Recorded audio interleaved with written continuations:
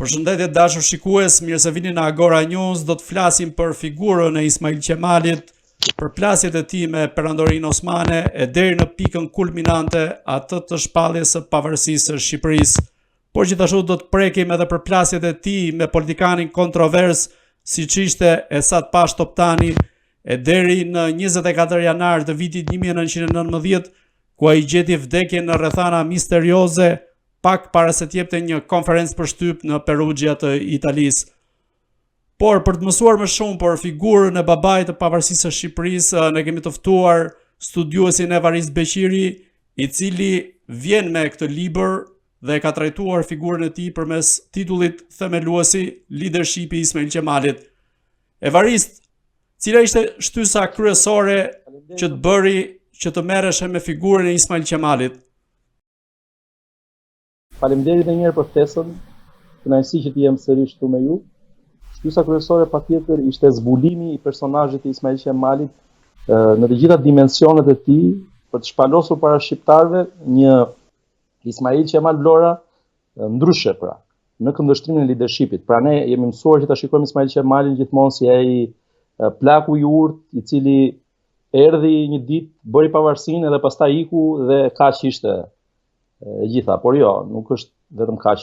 Para që kemi nevojë sot në shoqërinë tonë është zbulimi modeleve frymëzuese, modeleve që kanë bërë të mundur së ndërtimin e identitetit tonë si shqiptar. Dhe unë mendoj se në historinë tonë të gjatë si shqiptar, dy nga këto figura kryesore që janë në themelet e identitetit tonë, ato dy kolonat kryesore janë Gjergj Kastriot Skënderbeu me trashëgiminë e tij, por ai që e vuri në vend dhe ai që e bëri të parushme, pra i dha vlerë kësaj trashëgimie është Ismail Qemal Vlora, pra, sepse e gjitha ajo trashëgimi, nëse nuk do finalizojë me ndërtimin e shtetit modern shqiptar, patjetër që nuk do merrte dimensionet e duhura, nuk do merrte vlerat e duhura. Kështu që Ismail Qemali dhe gjithë ata patriotët e tjerë shqiptar që kontribuan në procesin e themelimit të shtetit modern shqiptar, duhen analizuar dhe duhen parë dhe në prizmin e teorive të reja, të fushave të reja studimore, siç është në rastin ton leadershipi. Unë jam marrë gjërësisht me mësimdhënie e leadershipit për 10 viteve në universitet, dhe patjetër që jam munduar, shikoj që studentët në përgjithësi prirën drejt figurave që janë të modës, po themi, nëpër botë, aktualisht figurat njohur biznesmenësh, filantropësh apo politikanësh, por ndërkohë harrojnë figurat e shquara shqiptare. Dhe kjo më nxiste që të sillja para tyre një personazh me shumë vlera, për ta parë siç duhet, pra për të mësuar nga ai, për të analizuar në të gjitha dimensionet, pra me të mirat, me pikat e forta të tij, por dhe me ato gjëra që cilat nuk u realizuan për arsye të ndryshme që ne do kemi mundësi dhe të flasim në vijimsi të intervistës.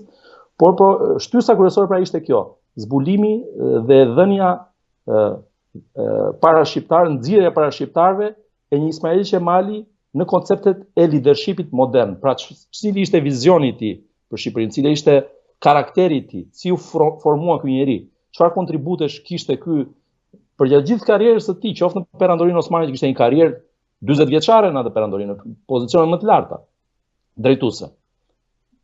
Fundi ishte si kryeministër i Shqipërisë, por ka një karrierë shumë të gjatë si guvernator në provincat lindore, provincat në Evropën juglindore, por dhe në lindjen e mesme, pra në Liban, Siri, Rumaninë e sotme, Bullgarinë e sotme, por për më tepër ai ka qenë kryetari ose presidenti i Komisionit Evropian të Danubit, që është një nga organizatat e para ndërkombëtare në rang botror.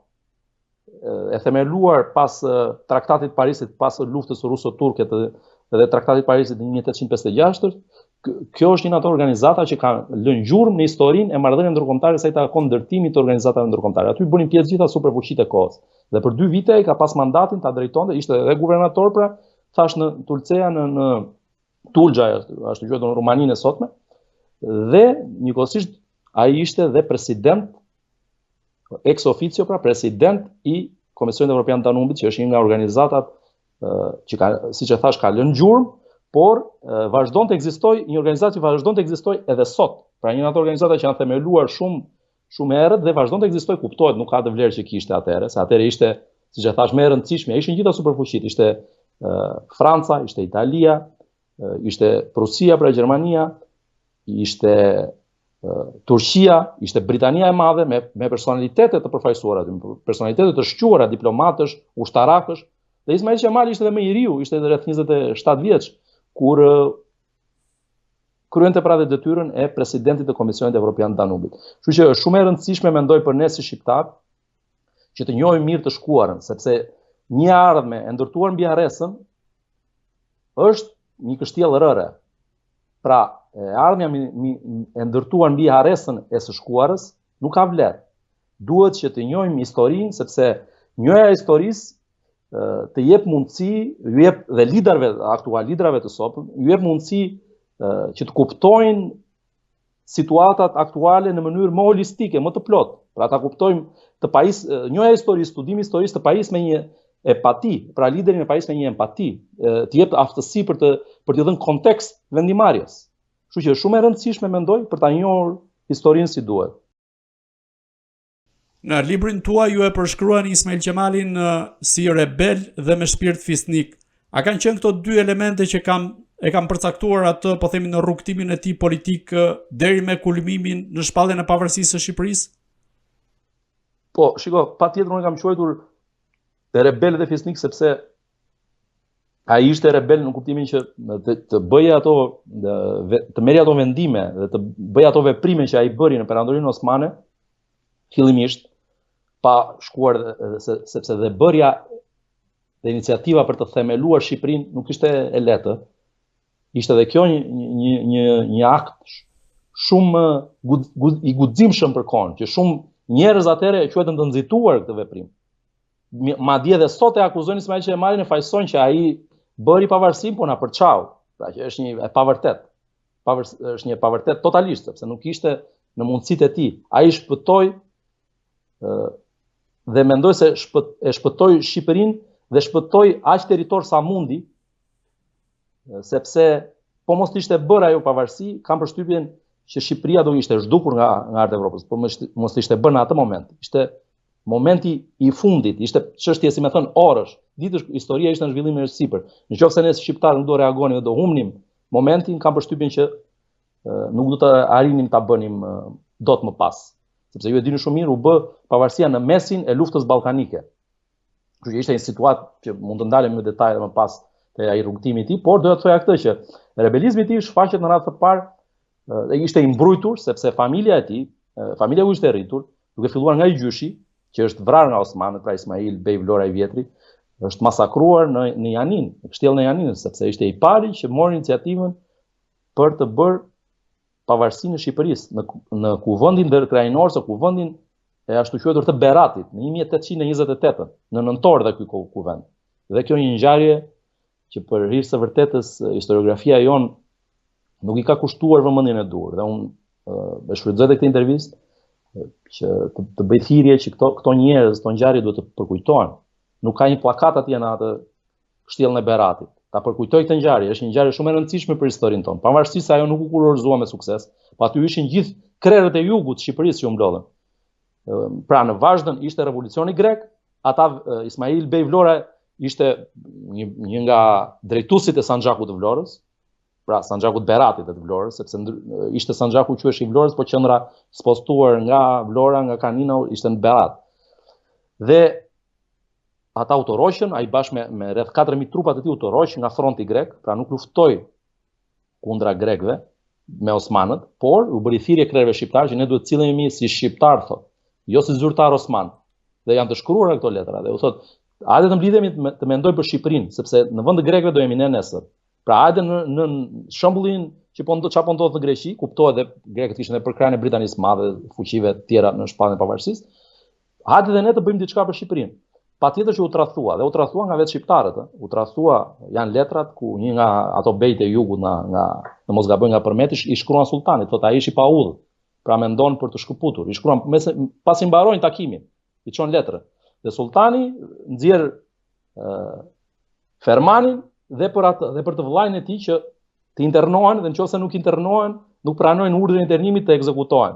Dhe kuptohet që këtë e realizon me sukses, siç e thash, në 1828, u shtyt ca vite, pranë ato vitet e revolucionit, sa mori udhë revolucioni grek, në 1828 kur pra çështja greke po shkonte drejt zgjidhjes, turqit vendosën ta akmerren ndaj tij dhe ta eliminojnë duke pa rrezikun që ai paraqeste, pra gjyshi Ismail Qemalit, Ismail quhet ai dhe emrin e ka për nder të tij Ismail Qemalit, Ismail Qemal Vlora, se Qemal ishte një titull, pra Kemal do të thotë i ditur, maturi, perfeksion në turqisht, dhe ishte një noftë që ai kishte marrë gjatë jetës. Ju ai jepnin turqit njerëzve të shquar, siç ishte Qemal Ataturk për shembull, apo në një poet, apo në një Namik Qemal për shembull, një poet turk, që ja jepnin njerëzve me të ditur, njerëzve që kishin vlera në shoqëri. Siç ishte dhe rasti për shembull Skënderbeu, nuk e kishte emrin Skënder ishte një titull që Aleksandër, domethënë Aleksandër, dhe Bey ishte ajo titulli tjetër honorifik që jepnin turqit. Pra, emri i tij ishte Gjergj. E njëjta gjë me Ismail Qemalin, tani përdori ky emri tjetër Kemal, sepse nuk ishte koha e shpatave tashmë e Aleksandrit, nuk po flasim për mesjetën, por flasim për një periudhë tjetër, dhe turqit përdornin këtë pra nofkën Kemal për këto mendjet e ndritura.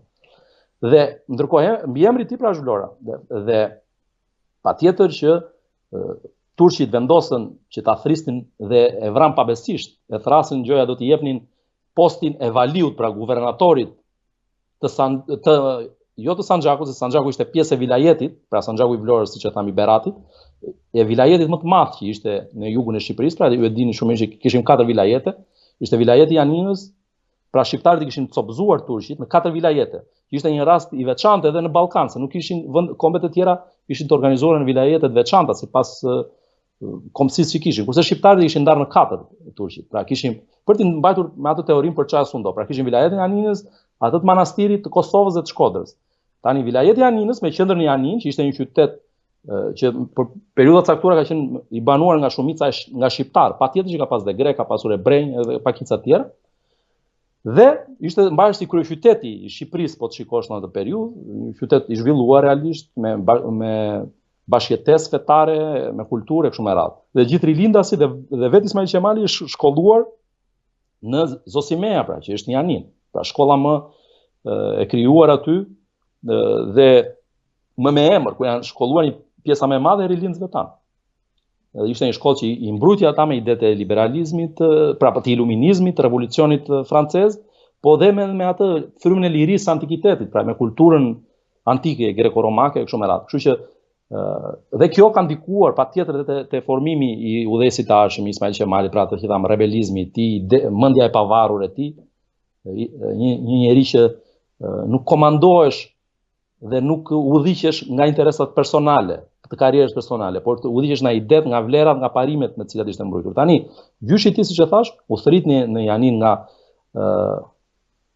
quhet ishte një Gjeorgjan ky pashai i ashtu quhetur Daberhori i munduri, sepse u mund në luftën ruso-turke më vonë, dhe ky e thret aty me idenë që hajdes që të bëjmë ceremoni për të marrë detyrën. Dhe ai urrente shqiptarët realisht, ky pashai Gjeorgjan i mari vogël, siç kishte këtë praktikën turqit që i merrnin fëmijë, i rrisnin, siç ishte rasti Skënderbeut për shembull, që i merrnin, i rrisnin në oborr, i merrnin pengje me ato mënyrat e tyre dhe pastaj ju jepnin karrierën edhe sipas zotësisë që kishin. Dhe ky ishte një rast i tillë, pra ishte në Gjeorgjia, Reshid Pasha, pra.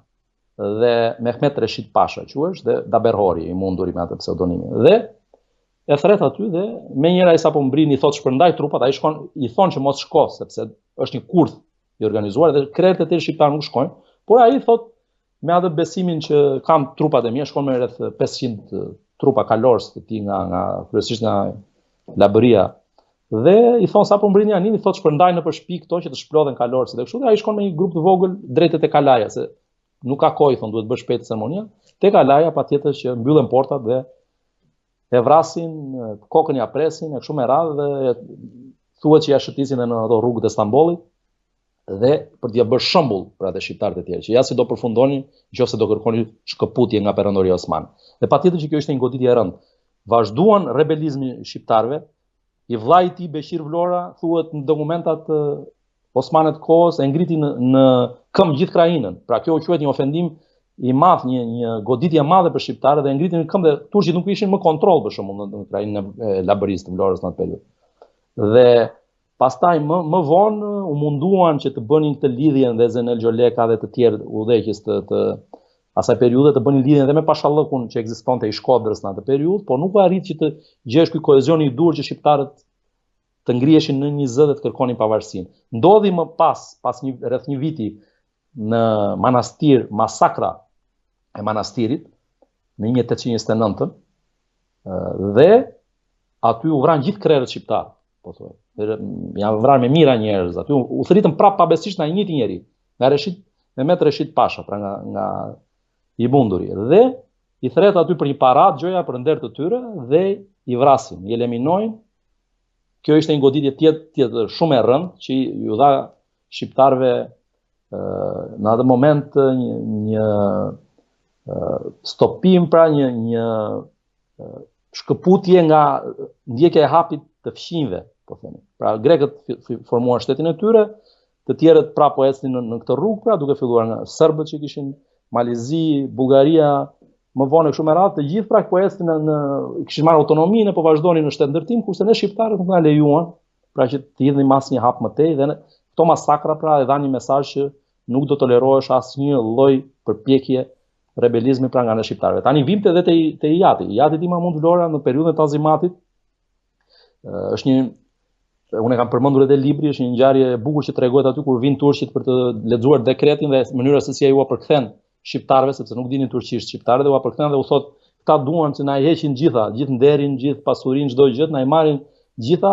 dhe të na lënë kështu, thot. Nëse ju të na lënë pa dinjitet, thot. Nëse ju e pranoni, vazhdoni, thot. Por përndryshe, hajde, thot, do të ngrihemi. Dhe ngrihen shqiptarë, pra po flas për vitin 1840 tani, pas vrasjes së Tijatit, Tita në 1828, Mahmud Vlora i Ijati Ismail Qemalit, në 1847, bashkë me krerët e tjerë të jugut, i prin kryengritjeve kundra Tanzimatit, me Selim Pash Vlorën, prap Zenel Gjoleka, kështu me radhë. Dhe Zenel Gjoleka i mori dhe hakën Ismail Vlorës. Pra vajti, pasi u vra Ismail Vlora, vajti në Janin dhe ka vrarë ndihmësin e Reshid Pashës.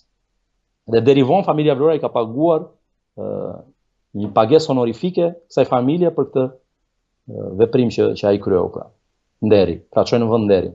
Tani Ijati Ti Mahmudi patjetër që kontribuoi në këtë kryengritje, por turqit arritën që kryesisht ushtrinë në jugun e Shqipërisë, turqit arritën të imposhnin shqiptarët dhe e internuan pastaj Mahmud Vlorën, Ijatin Ismail Qemalit, në Azin e vogël, bashkë me Xhaxhain Selim Pashën, bashkë me krerët e tjerë shqiptar, Zylftar Podën e të tjerë, dhe Ismaili ikën nga Vlora bashkë me Tijemën, me të vllajën, me motrën, dhe i çojnë Janin. Pra familja shkëputej, ishte rreth 3 vjeç. I çojnë Janin bashkë me gjyshen, gjyshja Biles ai tregonte kujtimet e vdes rrugës, i çojnë në Selanik, jo në Janin, dhe jetojnë atje për disa vite. Pra i shkëpusin të familje që kishte influencë aty dhe pushtetin ja japin familjes tjetër vrionasve, të cilët ishin krijuar si parvenys për të balancuar pra këtë familje që doli, si më thënë, për turqit si e pabes, pra që po kërkonte shkëputjen e territoreve shqiptare nga perandoria. Kështu që kjo ngjarje patjetër që ndikoi formimin e tij që fëmijë, pra ai u rrit me këto dhe më pas e tregon që pas në vitin 1854 shqiptarët, siç e tham, filluan prap të riorganizohen dhe turqit filluan të ndryshojnë politikën e tyre.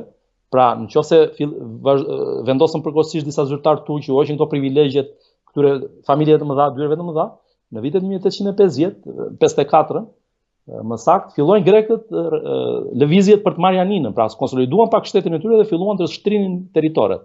Dhe guvernatori i Shqipërisë së poshtme dhe Shqipërisë së epërme vjen 2 nipër të Ali Pash Tepelenës në Shqipërinë e poshtme, po Ismail Plasa, më duket quhet, dhe i stërnipi i Aliut, djali i djalit, por që kishin krushqi, kishin lidhje familjare me Vlorajt. Dhe duke pasur dhe parasysh dhe këtë frymën e re që po frynte, duke sjellë dhe shqiptarët pra që të drejtonin këto vilajetet, sultani vendos që t'u afali këtë internimin Mahmud Vlorës dhe e rikthen, i jep prap detyrat, i jep prap pushtetin në sanxhakun e Vlorës. Dhe ai kthehet dhe ju prind trupave kundra generalit Grivas dhe i spraps në Metsovën, në Greqinë e sotme, dhe i spraps dhe nuk i lejojnë që të marrin janinën me trupat e tij. Por nga ana tjetër, trupat që ai kishte nuk paguhen nga shteti osman. Ai shkoi për luftuar në emër të shtetit osman pra për të sprapsur turqit që të mos merrnin të pjesë. Dhe duke qenë se ata nuk i paguan këto dhe ai për të ruajtur nderin nuk i paguan harraçin që kishin ndaj trupave të tij, ai për të ruajtur nderin shet pasurinë e tij, i dhan vetëm letra me vlerë turqit shteti, thotë shpërndau këto trupa, pra ja bën me hile në pak fjalë turqit, e pren në bes dhe ai shet pronat e tij, çiftligjet e tij që kishte në Vlorë apo në pjesë të tjera të përqark Vlorës dhe i paguan nga xhepi. Dhe patjetër që një pjesë e pasurisë së tij shkoi për këtë punë, pra për nderin e tij. Dhe nuk është se i lanë pasuri të madhe, patjetër që kishte pasuri, nuk ngeli pas në gjë fare, por nuk i lanë pasuri të madhe trashëgimit Ismail Qemalit, ku në vitet e mëpasme Ismaili pastaj u mundua vetë të ngrinte dhe është marrë me iniciativa private me biznes, jo minjera, ka marrë koncesion minjera apo mënyra të tjera, qoftë edhe në një ishull në Greqi kur e tregonte kujtimin, po dhe në minjerën e Selenicës në Vlorë e ka pas dhe pron familja Vlora, po dhe mori edhe koncesionin bashkë me një kompani franceze për ta shfrytzuar në periudhë shkëput, pra s'donte të punonte më si zyrtar i lartë, bëri dorëheqje dhe po merresh me këtë iniciativë private, po them. Pra të gjitha këto ndikuan mendoj në krijimin atij shpirtit rebel dhe mënyra se si rritesh një njerëz shqiptar atëherë shumë interesante, pra ata e merrnin që fëmijët në takime me figura të shquara të kohës që ai i tregon dhe të kujtimet e tij, dhe këto linin mbresa, linin gjurmë, pra dhe patjetër që ai ishte mbrojtur me këtë shpirtin rebel, me këtë padrejtësi që ishte bërë në familjes së tij, po dhe shqiptarëve në tërësi, pra nga shtypja, nga mohimi të drejtave të tyre kulturore, etnike e kështu me radhë. Ismail Qemali njihet gjithashtu dhe si një nga hartuesit e kushtetutës osmane dhe ju në librin tuaj argumentoni se ai ishte kundër sistemit me juri pasi njerëzit nuk kishin të mësuar me ndjenjën e respektimit të ligjit. Në këtë rast ai duke sigurisht referoje edhe mentalitetit shqiptar që ne kemi ende sot. A është reflektuar tek ne ky lloj mentaliteti i perandorisë osmane në patjetër që po. Historinë? Patjetër që po, ai me të drejtë, domethënë aty diskutohesh vendosja e sistemit me juri, siç është për shembull në common law, siç është në vendet anglosaksone, tradita që vjen nga Britania e Madhe dhe shkon pastaj në Shtetet e Bashkuara e kështu me radhë në kolonitë e Britanisë. Por po të shikoni sistemi tjetër civil law në pjesën kontinentale të Evropës. Dhe nuk është se funksionon gjithandej me juri dhe brenda vendeve në demokraci të zhvilluara. Por gjithsesi në lindje ishte edhe më e vështirë, dhe siç argumentoi Ismail Qemali, patjetër dhe këtë mund ta shohim edhe sot. Kërkon një ndërgjegje shumë të madhe që ne dhe sot nuk e kemi ne si popull. Pra ndërgjegje shumë të madhe të respektit të ligjit, kulturës së njohjes dhe respektit ndaj ligjit, që në vendet e lindjes edhe sot po ta shikosh, kjo ndërgjegje qytetare për shembull nuk është ka shumë e shtrirë. Pra ne shohim gjën publike, gjën që për te shtëpisë tonë e shohim sikur nuk ka punë me ne, nuk na përket neve, nuk na takon neve. Pra nuk e kemi atë kulturën e smirës publike. Dhe kërkon një ndërgjegje tjetër, një tjetër lloj qasje kjo, për të pasur një sistem të tillë funksional, mendoj. Dhe patjetër që dhe ideja që ai parashtroi aty në diskutime bizotroi, pra nuk u pranua që të vendosej sistemi i gjykimit me juri në Turqi. Ne kemi pasur traditën në Shqipëri plejësit e fshatrave që gjykonin e që bënin, por është një diçka tjetër, pra flitet për njerëzit me më autoritet që gjykonin, njerëzit me shumë dije, me më shumë provojë, kurse sistemi i juri nuk presupozon që patjetër që aty shkojnë njerëz që kanë një farë integriteti, një farë po të shikosh në Shtetet e Bashkuara apo vende të tjera ku aplikohet, por nuk është e thënë që në juri shkojnë ato mendjet njerëz më shumë influencë, pra regjistrohen si qytetar, shkojnë atje, dëgjojnë, bëjnë atë punën e tyre qytetare, por është çik problematike, por në këto vende tham dhe këtë gjykonte atëherë Ismail Qemali, po dhe në këto pas shumë dekadash mendoj që qëndron prapë si problem. Është e vështirë për shembull edhe sot në Shqipëri të aplikosh një sistem të tillë, se ka të bëjë me një kulturë të rrënjosur, po themi ndër shekuj, vështirë të ndryshohet mentaliteti, kështu kaq lehtë.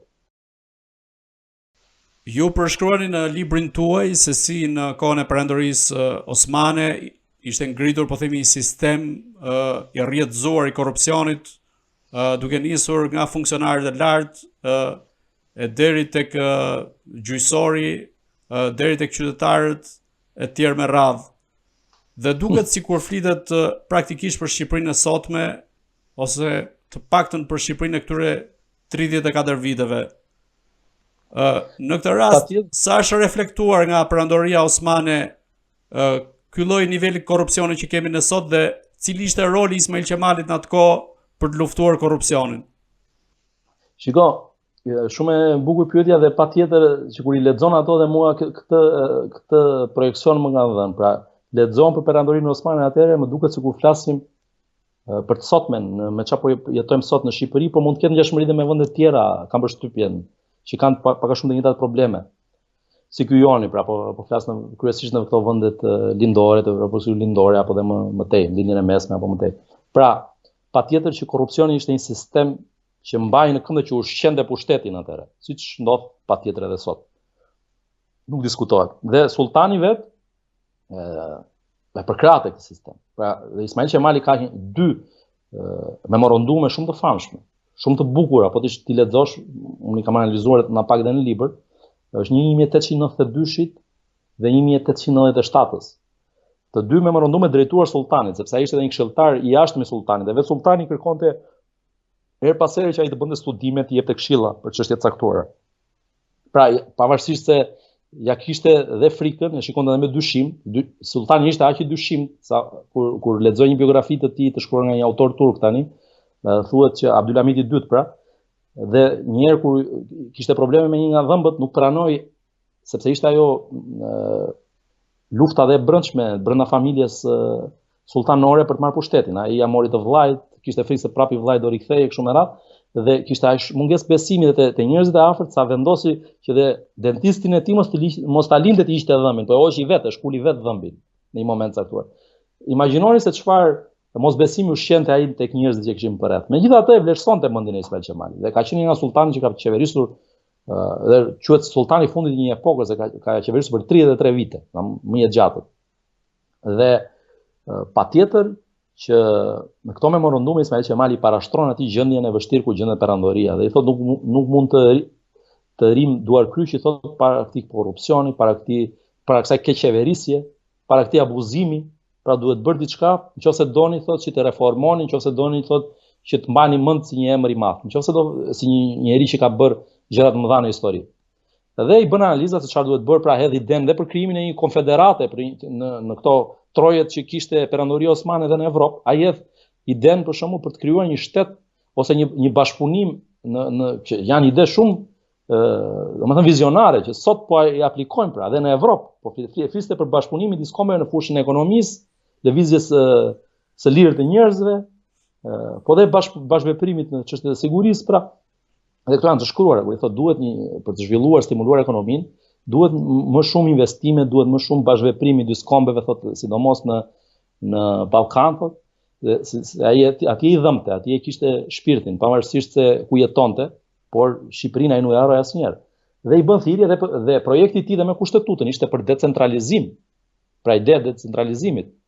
Dhe bashkë me Mitat Pashën, pra që ishte vezir dhe një nga mendjet e ndritura, ishte turk, po ishte një nga mendjet e ndritura të Perandorisë Osmane dhe që u vra nga Abdulhamiti. U hoq nga kryeministri më vonë pasi ai refuzoi aplikimin e kushtetutës sultanit pas 1876-s. Pra, dhe u vra më vonë dhe idetë e tija, trashëgiminë e tij Ismail Qemali vazhdoi ta mbante gjallë. Pra ishte liberal në qasje, liberal në pikpamje, pra, dhe liberal në ide, në politikë. Dhe patjetër që nuk puqeshin dy botët, ishin dy antipode. Abdulhamiti në njëra anë me mentalitetin e tij tipik despotik, autokratik, lindor, dhe Ismail Qemali me atë mendjen përparimtare, iluministe, liberale, pra. Kështu që patjetër që ai përpiqej dhe deri në fund, deri në 1900-ën sa që ndroi si zyrtar I lartë, thash guvernator u përpoq dhe kjo vërtetohet në dokumentat. Unë kam zbuluar së fundmi dhe kemi bashkë me familjen e tij që më kanë ndihmuar në studimin e disa aspekteve të veçanta të veprimtarisë së tij. Kemi zbuluar pra një pjesë të fashikullit të Perandorisë britanike që flet për arratisjen e tij në 1900 dhe po të shikoni se si e përshkruan ambasadori britanik I kohës kur I drejtohet kryeministrit britanik Ismail Qemali thotë është një njeri thotë që në mes të korruptuarve ka arritur të qëndrojë thotë i pastër, i pa korruptuar. Ka ushtruar gjithmonë thotë detyrën me shumë integritet, ka ndihmuar gjithmonë më të dobtin. Pavarësisht se vetë i përket fesë myslimane, thotë gjithmonë ka mbrojtur pakicat etnike, pakicat fetare, krishterët, thotë kudo ku ka shërbyer në perandorisë guvernator, është kujdesur për më të dobtin. Pra dhe ky na bën nder thotë që ky njeri të ndihmohet nga ana jonë. Dhe për idetë e tij, ai ishte edhe një njeri që shkruante, ishte edhe botues gazetash, vazhdimisht ka botuar. Domethënë ka bërë jetën e gazetarit, po ta shikoni. Vazhdimisht. Ka qenë nga drejtuesit e parë bashkë me një personalitet tjetër të shquar turk të një gazetës kur shërbente, siç e thash, në Evropën Juglindore, një nga gazetave të para që përmendet dhe në enciklopedinë e perandorisë osmane, gazetave të para që dilnin si organ i vilajeteve të caktuara. Dhe ky Dunav quhej, Danubi, e ka drejtuar atë, ka qenë nga drejtuesit e gazetës përveç funksioneve politike që kishte aty, pra shtetërore, bënte edhe këtë punë. Ai pëlqente të shkruante, i pëlqente publicistika, ka bërë një gazetë, një revistë tjetër me ide përparimtare, intelektuale, shkencore për atë kohës që përpiqej të iluminonte të rinj. Dhe patjetër që këto e bënin që ai të binte në kundërshtim me mjedisin e prapambetur të kohës, që sultani përpiqej që t'i mande në kontroll këto provincat, sidomos më problematike, siç ishte Shqipëria, për shembull, që gjithmonë ngrinin krye ose rebeloheshin, kështu ishin më të prapambeturat, po ta shikojmë dhe në raport me fqinjët tanë. Dhe këtë vinte re Ismail Qemali dhe përpiqej të bënte diçka brenda mundësive, ai u përpoi për shembull të bënte edhe një linjë kurridore, ta shtrinte një linjë kurridore që do kalonte në Ballkan, ta shtrinte deri në Vlorë, por nuk u realizua sepse ishin interesat dhe të vetë sultanit që kishte interesa ekonomike në portin e Selanikut, nuk u lejua që të degëzoi në Vlorë. Dhe Vlora nga një port shumë i rëndësishëm, po ta shikoni në vitet e fillimit të pushtimit otoman dhe para tij, patjetër që ka qenë një portë më të rëndësishme të Mesdheu dhe për vetë pozicionin strategjik. Më pas erdhi duke i rënë vlera. Kuptohet që, prandaj them që Ismail Qemali dhe analizimi i personalitetit të tij, personazhit të tij duhet parë me kujdes, sepse ka shumë gjëra për të mësuar që mund të na vlejnë shumë edhe sot në politikën e tanishme. Shembulli i tij është jashtëzakonisht i dobishëm dhe për sot që po flasim. Është i vetmi politikan që ka dhënë dorëshjen, po ta analizoni gjithë historinë e Shqipërisë, po më gjet një politikan tjetër që ka ikur si ai, duke pasur postën e kryeministrit, do thoni ju ishte në ato vështirësitë e mëdha që kishte ai shteti i ri shqiptar, patjetër, por ai nuk u dorëzua, ai dha dorëshjen për t'i hapur rrugë stabilitetit, forcimit të shtetit shqiptar. Pra nuk mendoi për pushtetin e tij, se po të bënte luftë për pushtet, patjetër që nuk do ikte aq lehtë, po të bënte një luftë pushteti, po themi siç donte Esati. Pra, Esati bënte politikën e mbrapsht dhe shkonte pas interesave të vogla personale, por që i shkonin për shtat interesave të serbëve, që kishin interesa territoriale, të grekëve, qoftë të italianëve, kushdo që e përdorte, të gjithë kanë përdorur. Dhe kur erdhi, janë dokumentuar këto, kur erdhi Krajevski, një nga delegatët për shembull në Komisionin Ndërkombëtar të Kontrollit, që u vendos në Vlorë, pranë qeverisë së Vlorës, pa mbritur mirë në Vlorë, i tha Esatit bëj diçka, i tha, që para se të vemi ne në Vlorë, ta adopsojmë pozitën e Ismail Qemali. Dhe Esati bëri atë plejsinë e fashme. E mori Ismail Qemali, e ftoi në kabinetin e tij qeveritar, e bëri dhe ministër. Nuk pranoi se shqiptarët donin ta ekzekutonin që atëherë, i kanë kërkuar Ismail Qemali leje që ta vrisnin. Se ai erdhi në Vlorë në 1913, kur i dha detyrën e ministrit të brendshëm. I kërkoi biles ministrin e luftës, por nuk ja dha sepse s'kishte mundësi të ishte me të pashë dhe thot, hoqja unë dorë nga ministri i jashtëm, pra mande pozicionin e ministrit të jashtëm dhe kryeministrit, ja lami Fytlibohës ministrin e jashtëm dhe i hapi vend Esatit për të bërë bashkimin e shqiptarëve, sepse kjo ishte ajo që duhet, propaganda e serbëve ishte shumë e madhe dhe fqinjve tanë. Pra unë kam bërë një shkrim së fundmi, na paraqiten si njerëz me bisht, nëse keni parë një histori shumë e bukur që tregon Nikola Lako, një erudit, një patriot i shquar Korçar, që ishte në atë periudhë vepronte në Paris, dhe në 1914 del një libër i shkruar nga një ish kryeministër serb. Del një libër Shqiptarët dhe fuqitë e mëdha, ku hedh tezën që shqiptarët kishin perarë nga njerëz me bisht.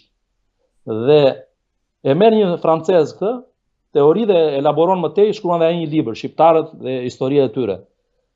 Dhe Nikola Lago patjetër që në ato vite dhe bashkë me Ismail Qemalin po vepronin në Paris, po përpiqeshin që të mbronin kauzën shqiptare dhe në këto konferencat që zhvilloheshin, flisnin për kulturën shqiptare pavarësisht vështirësive që kishte Shqipëria në periudhë, po ishin një popull me vlera, thoshe, popull me tradita të lashta, që nuk ishin ashtu si paraqisnin ata të paaft për të organizuar, të pa zote kështu me radhë. Kjo ishte propaganda.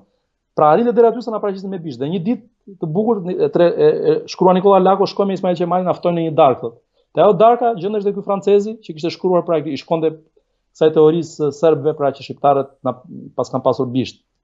Dhe i thot Nikola Lago Ismail Qemalit, ky është ai francezi thot që na ka bërë me bisht. I thot Ismail Qemali në rregull, ky që nga dhe sapo i afroi një koltuk për të ulur, Ismail Qemali thot, po ku është ajo pjesa thot ku të varim bishtin, se ne i kemi ndryshe koltuqet, thot, nuk i kemi si ky që më keni sjellë ju mua. Dhe të gjithë ata shikojnë atë francezin se e dinin çka kishte bërë, çka kishte shkruar me çudi.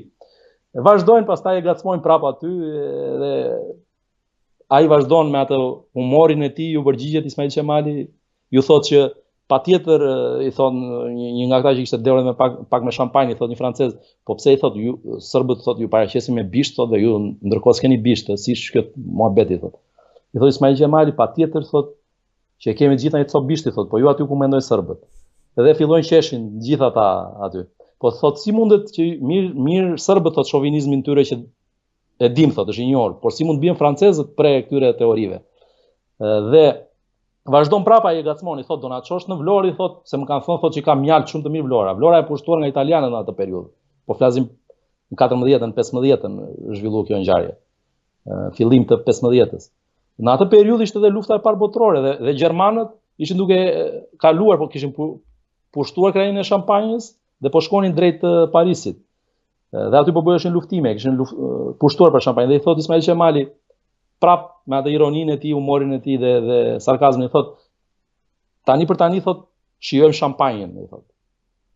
Pastaj thot kur të jemi në Vlorë thot do shijojmë mjaltin. Dhe ky ishte Ismail Qemali, pra me atë humorin, me atë mjerzillikun, me atë mirësinë, dhe këto janë gjitha dëshmitë që vinë nga ajo kohë.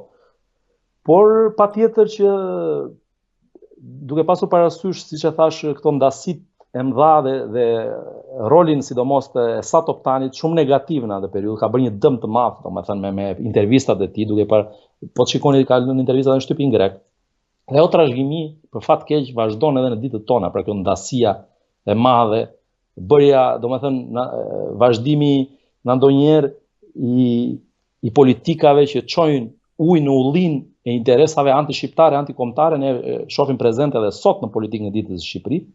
Dhe patjetër që Ismail Qemali ishte një personazh që nuk ju pëlqente shumë nga fqinjve tan patjetër, po dhe disa prej fuqive të mëdha që kishin edhe interesa territoriale, siç u pa dhe më vonë. Dhe ato vetë dy fuqitë e kohës, Austro-Hungaria dhe Italia, u pa më pas që patën interesa territoriale në Shqipërisë, sepse u poshtua gjatë luftës së parë botërore Shqipëria dhe nga Italia dhe nga austro-hungarezët në një farë mase.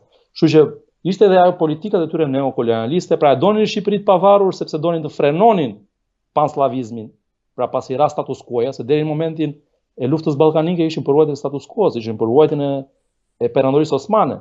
E përkranin lëvizjen kulturore shqiptare Austro-Hungaria patjetër dhe Italia, se ishin dhe arbreshët që ndikonin aty dhe kanë luajtur një rol shumë pozitiv. Por nga ana tjetër deri aty. Pastaj kur e pan që s'bante më ajo ngrehina ra dhe do e zinte brenda Shqipërinë, përkran patjetër Ismail Qemali iniciativën e tij për të shpallur pavarësinë. Por nga ana tjetër e thash dhe një tjetër që roli i Esat Toptanit në ato vite ka qenë jashtëzakonisht negativ, me intervistat e tij dhe në shtypin e kohës, duke folur për prapambet, duke i mshuar prapambetës, që patjetër shqiptarët dhe duke shfrytzuar patjetër që ishin të prapambetur se nuk kishim shkolla, nuk lejohesh gjua shqipe, kultura jonë nuk ishte lejuar të zhvillohej, kishim humbur ritmin, kishim humbur kohë, por nga ana tjetër, si thot Ismail Qemali, një pemë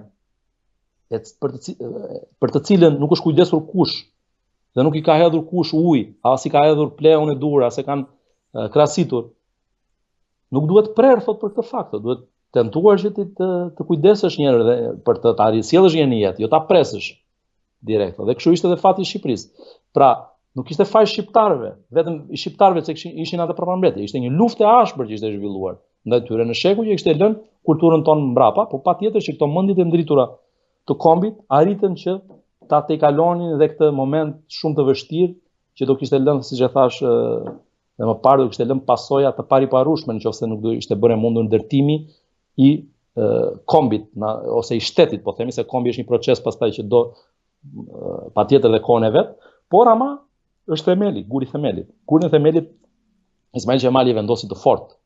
Dhe ne duhet të jemi në gjendje që ta ndërtojmë dhe ta përmirësojmë këtë grehin, pra këtë Shqipërinë tonë me gjithë problemet që ka. Ju e përmendët deri diku, po cila ishte arsyeja kryesore që Ismail Qemali u arratis nga Stambolli më 1900-ën dhe cilat ishin lëvizjet e tij fillimisht për autonomi dhe më pas që kulmuan me pavarësinë e Shqipërisë? Po. Shiko, ai u arratis sepse e para u internua një herë në vitet e lidhjes shqiptare Prizrenit dhe pas burgosjes, siç e thash, dhe shfuqizimit kushtetutës nga sultani dhe burgosjes Mitat Pashës, ai menjëherë u internua në 1877. Për 7 vite. U mbajt larg Stambollit dhe dokumentat dhe studiuesit vetursh thonë që ai ishte një nga liderët e lëvizjes shqiptare në atë periudhë. Dhe sultani donte ta mande larg Stambollit. Dhe dërgoi në azil pranë internim në një nga ato provincat e harruara të Azis. Dhe kaloi disa vite shumë të vështira Ismail Qemali, dhe vështirësi ekonomike shumë me radhë, pra i sekuestruan çdo gjë, pasuritë e gjitha me radhë. Pas 7 vitesh e riktheu ka qenë guvernator i Bolus, ka qenë më pas si guvernator emërohet në vitet 1892-93, është në Liban, në Siri, pra jep këto detyrat e tjera, dhe ai lë gjurmë atje, kudo ka lënë gjurmë pozitive, reformimi, udhëheqje të drejtë, udhëheqje me parime, reformash administrative, arsimore, pra është munduar të ngrej shkolla, të ndërtoj rrugë e kështu me radhë. Por në 1900 vjen një moment, duke qenë se ai vazhdoi, pra unë thash edhe një tjetër, u përmenda dhe ato memorandumet e tij të famshme që u bën publike dhe fliset e shtypi Osman, po dhe shtypi kohës për idetë e tij. Sultani e shikonte me shumë dyshim. Me shumë dyshim, e mbykëqyrte shërbimi sekret i tij patjetër në çdo moment dhe e shikonte me dyshim. Dhe në 1900 përfundimisht ndodhen disa ngjarje, jep një detyrë si guvernator i Libisë së sotme, që është një provincë shumë e largët, nuk ka lidhje detare, ka lidhje vetëm detare dhe nuk ka lidhje toksore me qendrën, pra me Stambollin, dhe sot është një vend me shumë probleme. Libia dhe atëherë ishte me probleme, por nuk ishte vetëm ky problemi. Problemi ishte që Ismail Qemali ai po e çonte atje me shumë gjasa për ta eliminuar. Dhe ai Ismaili e ndjeu këtë, për ta eliminuar edhe fizikisht po flas. Dhe ndjeu këtë rrezik dhe i shqetësuar shkon dhe kërkon ndihmën e britanikëve, ata i kishin premtuar dhe më vonë këtë thon dokumentat, që në momentin që kishte ndodhur një moment tjetër kur donte sultani para një viti se ta arratise ai, kishte kërkuar që ta dënonte për shkak të ideve, për shkak të qasjeve që ai kishte, të qëndrimeve të tij parimore, dhe britanikët kishin thënë që ne do ndihmojmë. Në momentin që ti ndihesh në rrezik, kërko, domethënë, strehim në ambasadë.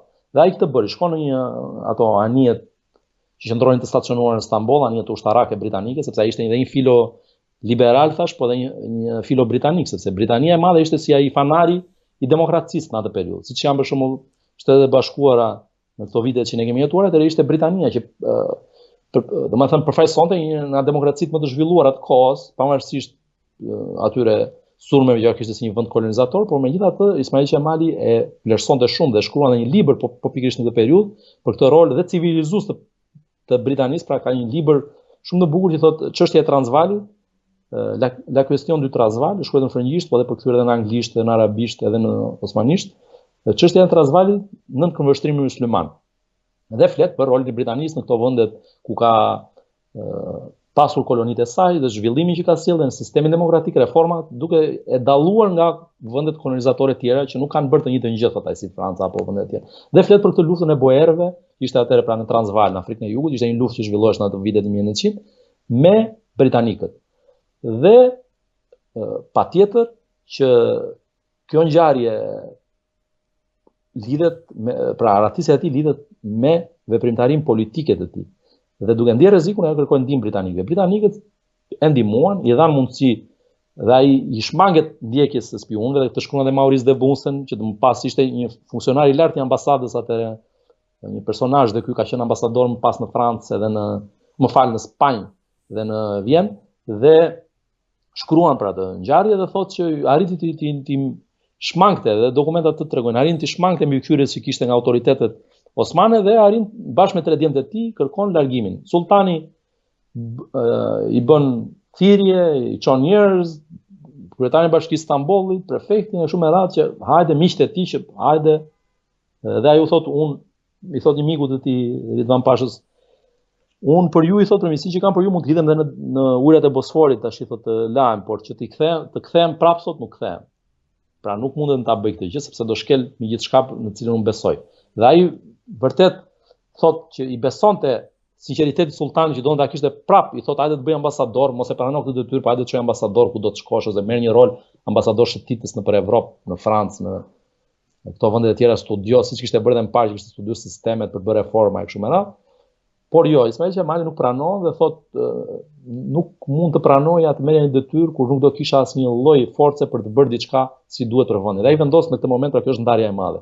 40 vite karrierë zyrtare në Perandorinë Osmane, shkëputen në 1900 dhe ai dedikohet posaçërisht çështjes shqiptare, me kohë plot pastaj. Dhe vendoset në Bruksel, shkon në gjitha kryeqytetet e Evropës, ishte në Athinë ku pritej mbreti, shkon në Rom me takime me zyrtarët e lartë, në Vjenë dhe vendoset në Bruksel, merr dhe drejtimin e Albanias atëherë të famshme, janë disa shkrime shumë të bukura ku shkruan dhe Fajkonica, në fillimisht e ngrënë në qiell, pastaj pas një viti mërzitet me të për çështjet e gazetës edhe fillon dhe e nxjerr si tradhtar pas një viti Faiku siç e kishte me ato ulje ngritjet e tij. Por Ismail Qemali pra vazhdoi dhe keni dhe njerëz tjerë të shquar që shkruajnë pra, siç është rasti i një shkrimi që del në vitin 1909 në Le Matin, shkruar nga një personazh shumë i shquar, një gazetar i shquar belg, i cili thotë që Ismail Qemali kishte një lidhje ose marrëdhënie me gjithë ata që gëzonin një emër në politikën ndërkombëtare. Dhe patjetër që këto lidhje ai shfrytëzoi në interes të çështjes shqiptare, pra për të siguruar për krajin e nevojshme, sepse ne shqiptarët për hir të vërtetës nuk kishim për krajin e dur dhe nga fuqit, na shikonin si një shtojt, po themi, ishim një vend musliman i prapambetur, çfarë Shqipëria do jetë kjo, si do bëhet e pavarur, propaganda e madhe ishte aty, por ai u mundonte pra me lidhjet e tij dhe dëshmohet, u thash me pozicionin e lartë që ai ka mbajtur, ishte, po të heqim paralele, ishte si të drejtoje NATO-n. Ai pozicionin që kishte Ismail Qemali, se kjo ishte një organizat politike, po dhe me kompetenca dhe policore, pra ishte për të siguruar tregtinë në rrjedhën e Danubit, ka Komisioni Evropian i Danubit. Dhe ai kishte lidhje dhe me personalitete të shquara që na Clemenceau e kishin pritur në Senatin francez në 1870-ën, Victor Hugo e kështu me radhë. Pra gjitha këto lidhje, gjitha këto kontakte që ai kishte në politikën ndërkombëtare, ishte një diplomat dhe kishte shërbyer dhe si sekretar i përgjithshëm në Ministrinë e Jashtme gjatë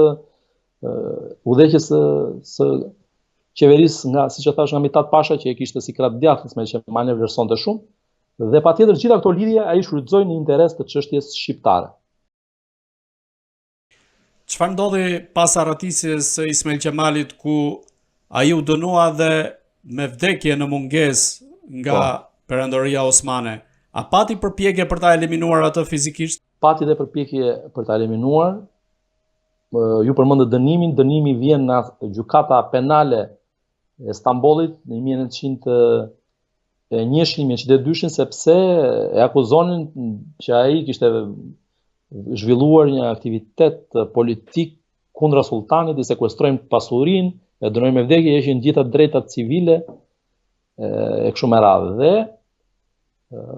patjetër që veprimtaria e tij politike i shqetësonte shumë autoritetet osmane. Dhe ata e mbikëqyrnin kur ishte në perandori, po nuk e lanë pa mbikëqyrur, dhe këtë tregojnë dhe dokumentat se si përcillen vizitat e tij, takimet e tij në kancelaritë evropiane me ministrat e jashtëm, po dhe me ish kryeministra ose po me kryeministra. Kështu që të gjitha këto osmanët i mbikëqyrnin, pasqyronin në dokumentat e tyre dhe flitet dhe për një tentativë për ta eliminuar, ku ai e tregon dhe vetë pra që e ndiqnin në Bruksel, po dhe në Zvicër, ai ruaj dhe kur ishte në Athinë prap, ishte në kujdesin e autoriteteve vendase, pra për të siguruar jetën, dhe patjetër që sultani e konsideronte si kundërshtar.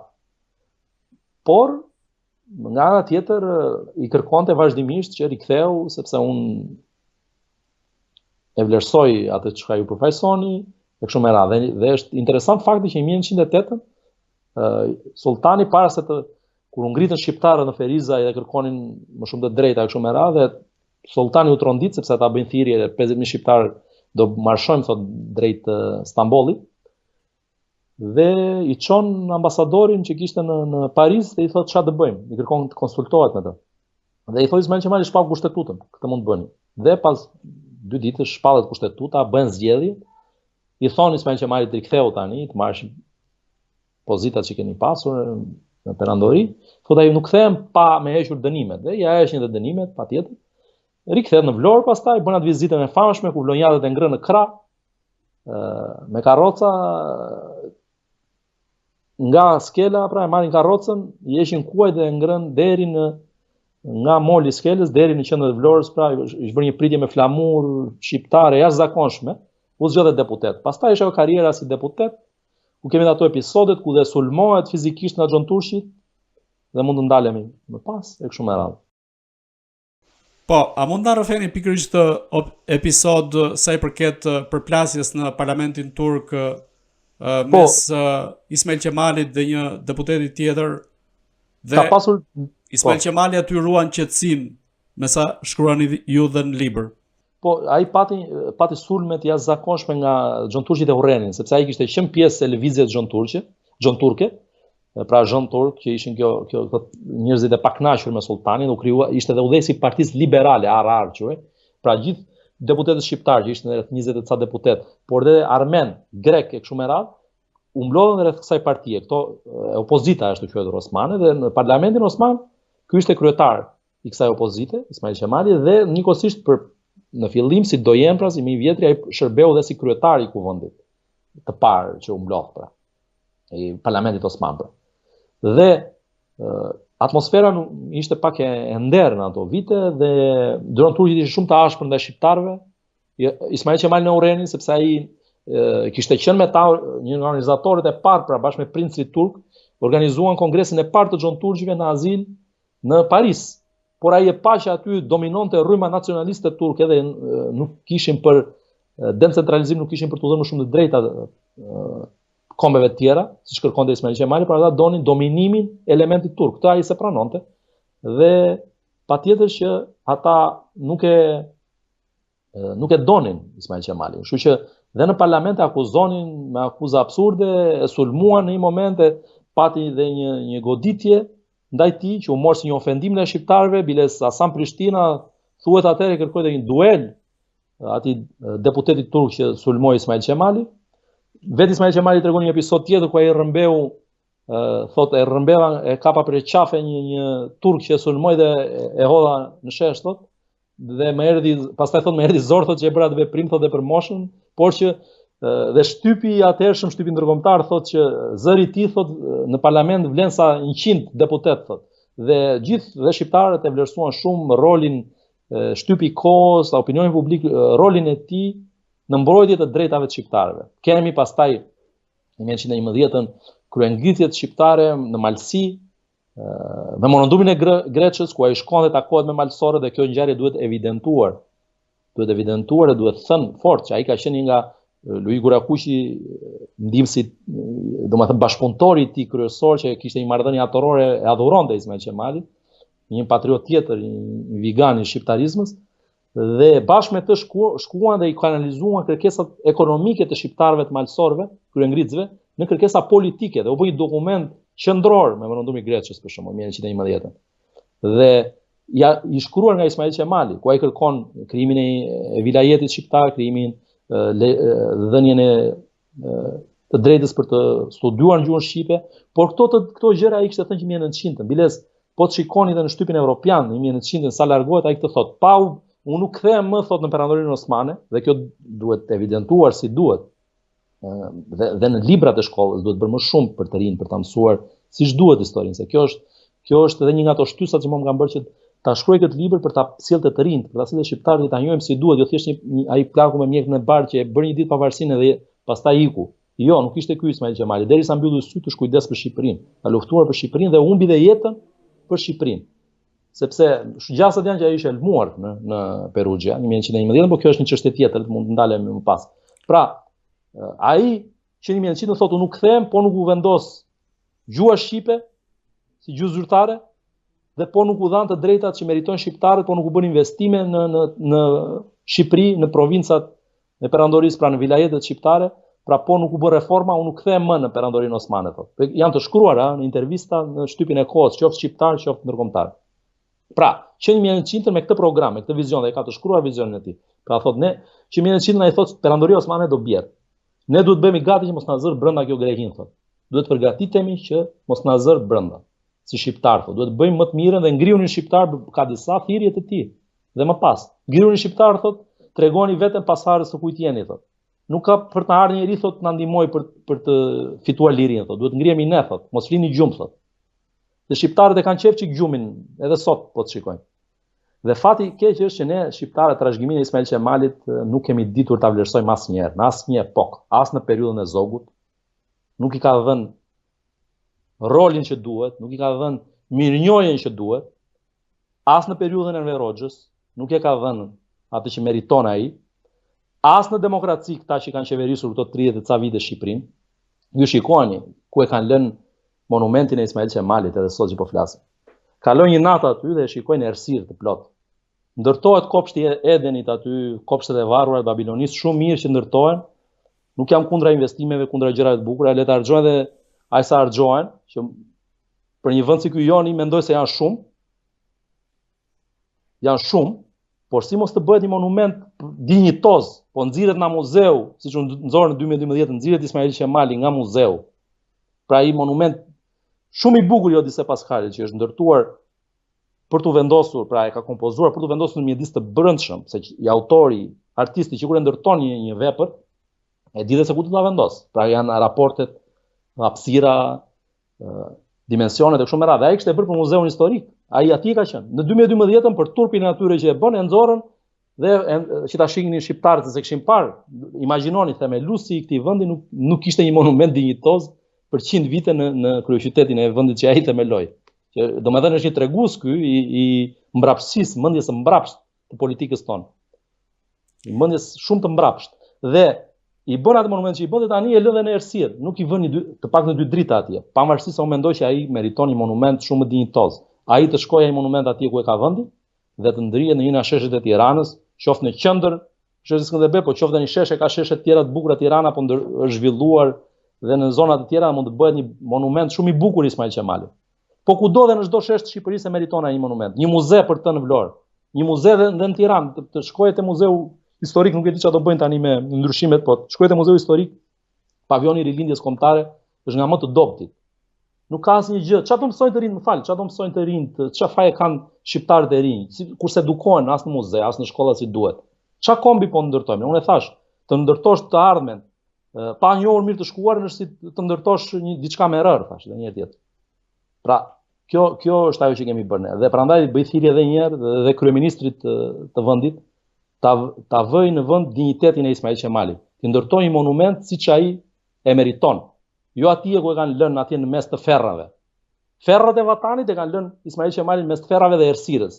Pra, po investohet Shqipëri shumë mirë, të investohen, të bëhen punime, të bëhen sheshet sa më të bukura aq më mirë, por të japim vendin atij njeriu që ka dhënë këtë kontribut kaq të madh. Edhe jo vetëm atij, po të gjithë patriotëve shqiptar që kanë shkrir pasurinë e tyre, lexojeni se si kanë ardhur me kutit me flori e përshkruan shtypin ndërkombëtar, erdhën në Durrës, zbritën. Pra kishin kuti me thesarin e Shqipërisë, erdhën këtu, nuk erdhën për të vjedhur, edhe për të ikur, siç ikin këta që na kanë qeverisur këto vite dhe i çojnë për offshore apo ku i çojnë. Ata erdhën me para, mblodhen lek nga gjithë shqiptarët në kolonitë, në Bukuresht, kudo ku ishin shqiptarët dhe nga shtetet e tjera që e përkranin shtetin e pavarur shqiptar dhe i sollën këtu për të ndërtuar Shqipërinë, shkrim pasurinë e tyre, nuk vdiq i pasur Ismail Qemali. Ka vdekur pa pasuri. Nuk la gjë dhe amaneti i tij ju e dini si ishte. Djemtë e mi nuk bëra pasuri që t'ja lë Shqipërisë, por u lë një dhe amanet. Pra la Shqipërinë. Kështu që këta njerëz me këtë sakrificë sublime duhen nderuar mendoj unë. Dhe ai që e ka sot në dorë të bëj diçka është kryeministri. Bëri një gjë shumë të mirë me vendosjen e portretit të tij në zyrat e shtetit shqiptar, që unë e kam vlerësuar dhe e vlerësoj jashtëzakonisht shumë. Pra vendosjen e portretit të Ismail Qemalit në zyrat e shtetit shqiptar është një akt nga më fisnikët dhe nga më dinjitozët që ka ndodhur në 113 vite, ose kur u vendos atëherë, se vendos në 2013, sot jemi 113 vite shtet, po atëherë ishim 101 vite, po e quaj. Dhe është akti më dinjitoz që ka bërë një kryeministër i Shqipërisë, pra vendosja e portretit. Është dhe për këtë e përgëzoj. Por ama që të lihet ashtu Ismail Qemali dhe mos të bëhet gjithë këto vite, gjithë këto investime, janë bërë dhe muze të rinj në Shqipëri, patjetër. Keni muze Gjethe, keni muze Bunkeri, njëshi, dyshi, ku e diun çapo bëjmë të tjerë, po shumë mirë që ndërtohen sa më shumë muze, aq më mirë është për Shqipërinë. Por të vëmë në vend dinjitetin e këtyre njerëzve, që bën Shqipërinë, që na lan trashëgimi Shqipërinë. Pse mos t'i vlerësojmë, pse mos t'i njohim brezat siç ishin pra. Pra, duhet njohur patjetër, siç e thamë me anë të librave, pra të njohim vizionin, njohim karakterin, njohim mënyrën se si ai menaxhon dhe krizat, të njohim edhe dështimet e tyre, se patjetër Ismail Qemali donte që Shqipërinë dhe e shpalli pavarësinë për të gjitha vilajetet, për gjitha trojet shqiptare, nuk e shpalli Shqipërinë ai për ato kilometrat. Ai arriti që të kemi parasysh një gjë, që ai zotronte Trekëndshin, Vlorë, Berat, Elbasan, që ishte arkiv pash Elbasani një patriot tjetër i shquar dhe ky e adhuronte Ismail Qemalin, të shikosh korrespondencat e tyre. Dhe Ismail Qemali e vlerësonte shumë, i thotë kam si bir, edhe ai thoshte je si baba për mua. Dhe një komunikim, një marrëdhënie e jashtëzakonshme, shumë dinjitoze me dy patriotësh. Dhe kjo Shqipëri kaq e vogël, pra që ata arritën të shpëtonin atëre, u bë e madhe avash avash, sepse ishin grekët që pushtuan jugun e Shqipërisë, erdhën deri në Llogara, ishin serbët që morën Durrësin, erdhën afër Elbasanit, morën Tiranën e kështu me radhë, por u larguan pastaj, sepse u bë pavarësia dhe u detyruan të trishen. Dhe ne patjetër që po përpiqemi dhe sot që shqiptarët keni jetesë dinjitoze në gjitha trojet ku jetojnë dhe punojnë sot, në gjithë Ballkanin po dhe në botë, por nga ana tjetër pa veprën e këtyre burrave nuk do kishte ndodhur pavarësia e Kosovës sot. Pavarësisht se atëherë ata nuk e fituan dhe Ismail Qemali thotë me shumë keqardhje, që ne humbëm Kosovën, na sakrifikuan, na hoqën tokat më pjellore, tokat më të mira na kanë lënë vetëm male thotë, por ama Kosova ka për të ngelur dhe do jetë shqiptare thotë. Ktu do jemi thotë dhe kjo padrejtësi që po bëhet sot do shkojnë në vend një ditë thotë. Dhe ne shqiptarët do luftojmë thotë pa rreshtur derisa të arrijmë të marrim atë që na takon thotë, sepse kjo është një padrejtësi e madhe që po na bëhet. Dhe fjalë profetike. Arritëm pas afro 100 vitesh që të krijohet një shtet tjetër shqiptar, pra Evropa, dhe këtë thotë. Unë besoj thotë tek sensi i drejtësisë së kombeve evropiane thotë, tek qytetërimi evropian thotë. Dhe ky gabim që u bë thotë do vihet një ditë në vend. Dhe fjalë profetike, po them edhe një tjetër, dhe në themelet e shtetit shqiptar qëndron ço vizioni i tij për politikën e jashtme, që e shikonte Shqipërinë si një element ekuilibri dhe paqe thotë. Ne po vim në arenën ndërkombëtare si një shtet i ri për të balancuar. Nuk kërkojmë as të marrim kujt gjë thotë, ne duam të mbajmë atë që është e jona. Dhe nuk i kërkojmë as kujt asnjë gjë thotë. Qëndrimi i Ismail Qemalit kundrejt perandorisë osmane është pak a shumë i njëjtë me atë të Skënderbeut që pati kundër kësaj perandorie. Cilat janë ato elemente të përbashkëta midis këtyre dy figurave, por edhe element që i dallojnë nga njëri tjetri. Dhe nga ana tjetër, a kemi këtë model si të Gjergj Kastrioti Skënderbeut, po ashtu edhe Ismail Qemalit sot në politikën shqiptare?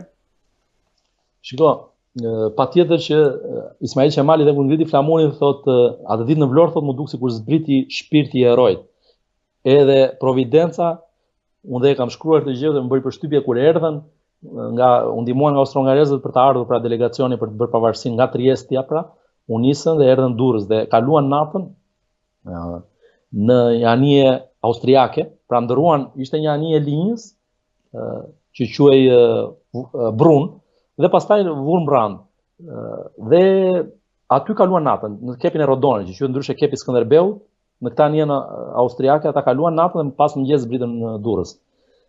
Dhe aty duket sikur kërkuan bekimin e Skënderbeut, është kisha e Skënderbeut, ju e dini, në Rodon është kepi i famshëm, i quhet ndryshe pra kepi Skënderbeut, dhe ai sikur u dha bekimin, dhe kur erdhi në Vlorë Ismail Qemali se nuk gjeti për krajin e Durrës në Durrës, i quajtën si çka kanë ardhur ta çmendur, thonë çfarë do bëjnë këta ku bie perandoria është e fortë. Serbët i kishin te dera, nuk e kuptonin që çfarë po ndodhte shqiptarët në atë periudhë, po nëse ishte tjetër muhabet hyn, dhe ai detyrohet patjetër se ai donte ta bënte sa më shpejt, u jep direktivën që ngrini flamurin kudo para se të vinë serbët. Dhe po ta shikoni, flamuri është ngritur 25, 26, është ngritur në Durrës, është ngritur në Tiranë, dhe jo më kot është ngritur në Peqin, në Elbasan, pra është ngritur para 28, sepse ai ishte direktivë që dha Ismail Qemali. Ngrini flamurin që kur të vinë serbët thuhet nuk është perandori osmane këtu, se ata pretendonin ishin në luftë me perandorin osmane. Dhe këto troje po i marrim ne si fitues tani, nuk ka kom shqiptar, po është lufta midis mbretërive ballkanike dhe perandorisë. Ndërkohë Ismaili thoshte që jo, Shqipëri këtu, nuk është perandori. Kështu që ngrisnin flamurin dhe këtë bëri dhe po, ama donte edhe pikpamjen juridike, ishte jurist. Donte edhe e dinte rëndësinë e veprimit juridik, të aktit juridik, pra, dhe në të drejtën ndërkombëtare duhet një shprehje e vullnetit popullor, dhe ai prandaj ngurmulloi kuvendin delegatët që kishin përfaqësimin nga secila nga krajinat e Shqipërisë, pra për t'i dhënë pikpamja juridike, marrëdhënie ndërkombëtare, të jepte vlerën e duhur. Dhe po ta shikoni, e kanë firmosur deklaratën e pavarësisë vetëm ata njerëz që kanë shkuar atë ditë, që ishin prezent. Kush ka ardhur më mbrapa nuk është lejuar, se kanë dashur të firmosin të tjerë që erdhën të nesër, se për arsye të kohës, vështirësive të udhëtimit, pra ai ka hetuar për moçalet e Shqipërisë, ishte Shqipëria nuk ishte kjo që kemi sot, që shkon për një orë nga Durrësi në Vlorë. Atëherë ishte dashur me ditë aty, për duke udhëtuar me kuaj. Imagjinoni, ishte moçal, ka qenë këneta pjesa e ulësirës perëndimore. Dhe shira të mëdhenj kështu me radhë që pasqyrojnë pak këtij filmi, por ka qenë më vështirë se aq. Mezi arritën në Vlorë dhe kështu që ishte një sakrificë e madhe. Dhe trashëgimia e Skënderbeut, ai e përmend dhe momentin që ngre flamurin dhe thot për jetimin që ai ndjen, thot më dridheshin duar, thot, më mbushën syt me lot, më duk sikur shpirti i heroj, thot, pas 500 vjetësh, thot, zbriti në Vlorë. Pra dhe patjetër që ka qenë një model frymëzimi. Çdo lider i madh ka një model ku frymëzohet. Nuk diskutohet që Ismail Qemali gjente frymëzim te Skënderbeu. Ai lexonte shumë edhe Plutarkun, me ato heronj e antikitetit. Plutarkun, ju e dini, ka bërë një nga ato veprat e shquara, më të lexuara nga liderët për gjithë historisë, ku flet për jetën e njerëzve të shquar të antikitetit, dhe atë e kishte shumë qejf Ismail Qemali, u gjendën në momente të vështira e lexonte. Por patjetër që gjësh ka stres Skënderbeun, ai dhe veprën e tij ai vlerësonte shumë. Dhe kanë ngjashmëri, po ti shikon, të dy njëri u internua, njëri u mor peng, që fëmijë, që të vegjël.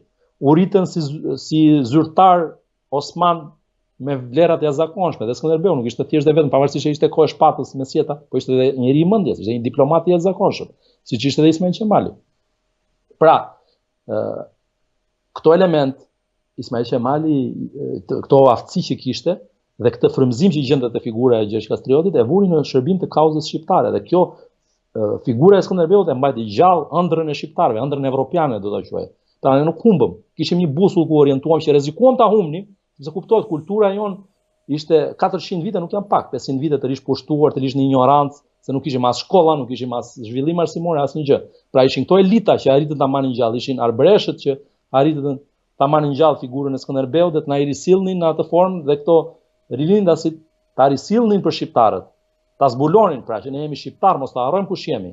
Nuk jemi as turq, nuk jemi as slav, nuk jemi as grek, jemi shqiptar.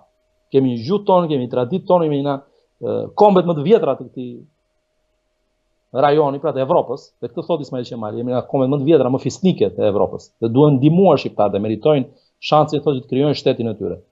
Dhe patjetër që në sajt e leadershipit të tij u bë e mundur. Dhe mendoj që roli i tij është i jashtëzakonshëm. Patjetër është dhe vendimtar, mendoj unë. Nuk e di se kush mund ta bënte tjetër. Nuk mendoj se kishte njëri forcën apo mund ta bënte dot më mirë se ai. Nuk e bënte dot njëri në gjithë udhëheqësit shqiptar të asaj periudhe. Dhe tentuan dhe të tjerë, por nuk arritën. Dështuan, domethënë nuk e bën të mundur. Ismail Qemali i vuri gjitha, siç e thash dhe më parë, i vuri gjitha aftësitë, mundësitë, njohjet në shërbim të kauzës, dhe nuk kishte xhelozi që dhe sikur të bëhesh më parë, të mblidhesh kuvendi, dhe pas qenë ai prezent, shqiptarët tentuan në Shkup me kryengritje dhe me këto, por nuk arritën ta bënin. Nuk arritën të gjenin sensin e gjës së përbashkët. Kështu që u desh ai leadershipi i tij që ta bënte të mundur këtë gjë dhe të vinte në vend, thash edhe një tjetër, trashëgimin e Gjergj Kastriot Skënderbeut, pra që ajo mos të humte, mos të shkonte dëm. Sepse për herë të parë në shqiptarët se flitet për shtetin e Skënderbeut, por realisht ju e dini si funksiononte mesjeta, nuk ishte nocioni kombit që kemi sot. Janë të tjera koncepte në mesjet dhe kemi ato qytetet shtete e kështu me radhë. Ishte lufta, pastaj kryqëzatat, lufta fetare, kështu me radhë, nuk ishte një njëjti nocion, pra në kombet moderne fillojnë në shekullin 19. Kështu që në atë moment, nëse ne do humnim të shans, nuk e bënim dot më. Është me kohë, historia zhvillohet në momente të caktuara, duhet gjendesh i përgatitur kur ndodhin ngjarjet. Ndodhen brenda sekondit, brenda ditës. Shqiptarët e kapën. Në momentin e fundit ama e kapën. Trenin e fundit, si më thënë, në sekondat e fundit ama e kapën. E ngulëm atë gozhdën edhe nuk ishte më e bëri faktin e kryer dhe ai këtë donte të bënte. E dinte që ishte një mision thuajse i pamundur, por arriti ta bënte. Arriti ta bënte pavarësisht se çfarë thoshin tjerët. Pra, tani sot thonë që apo do ta kishte bërë ky, po janë këto frymat përçarse, frymat e ndasive që krijojnë, që duan të krijojnë dy kombe.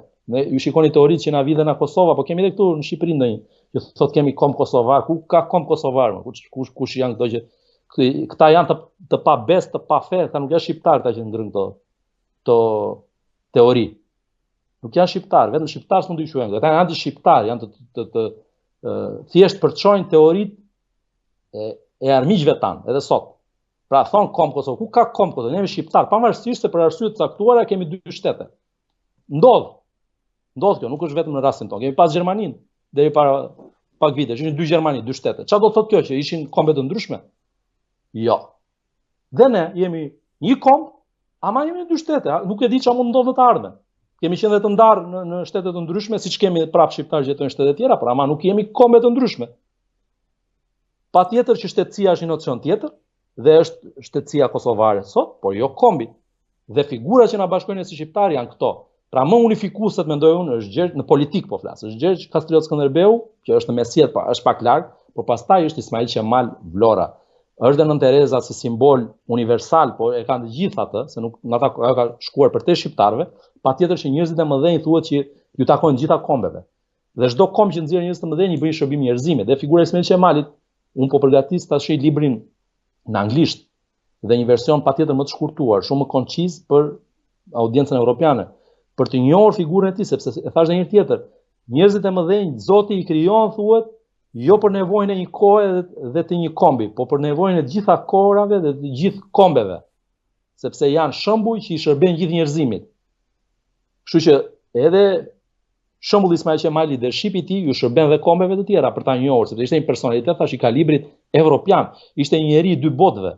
Ai njifte në mënyrë të shkëlqyer perandorinë osmane, por dhe politikën evropiane, dhe arriti që të kombinojë këtë këndvështrim që ai kishte unik, duke parë të dy botët, dy politikat, duke njohur shumë mirë, arriti ta vinte në funksion të çështjes shqiptare, ndërtoi një strategji dhe mori vendime që lanë gjurmë në historinë e Shqipërisë dhe në historinë e zhvillimeve ndërkombëtare. Kështu që të Evropës, pra ndërtoi një shtet, nuk është gjë e vogël të ndërtosh një shtet. Kështu që ju e dini atë historinë se thuhet, po do ta kishte bërë një tjetër se bëri ky ta bënë një tjetër. E dini atë historinë me Kolombin që mori vezën edhe i thoshin kush e vë këtë vezën të qëndroj. Edhe asnjëri se bënte dot. E bëj unë thaj, edhe e thyeu, po këtë e bënim gjithë. Apo Aleksandrin e Madh, ishte nyja e famshme. I thoshin kush e zgjidh këtë nyje do sundoj botët. Venin gjithë azinin se ja gjenin dot. I futi një shpat ai nyjes e çau, tham po këtë kishin bërë. Edhe kjo puna e pavarësisë. Dhe ajo historia që unë e kam përmendur edhe në shkrim edhe në libër. Pra, Ismail Qemali shembulli i tij është edhe tek dorëheqja, domethënë fisnikëria e shpirtit të tij e leadershipit të tij, pra që nuk e shikonte pushtetin dhe prandaj i mban mend historia këta njerëz. Nuk hyhet në histori me zor, në histori hyhet me vepra, hyhet me trashëgimi shpirtërore, kulturore.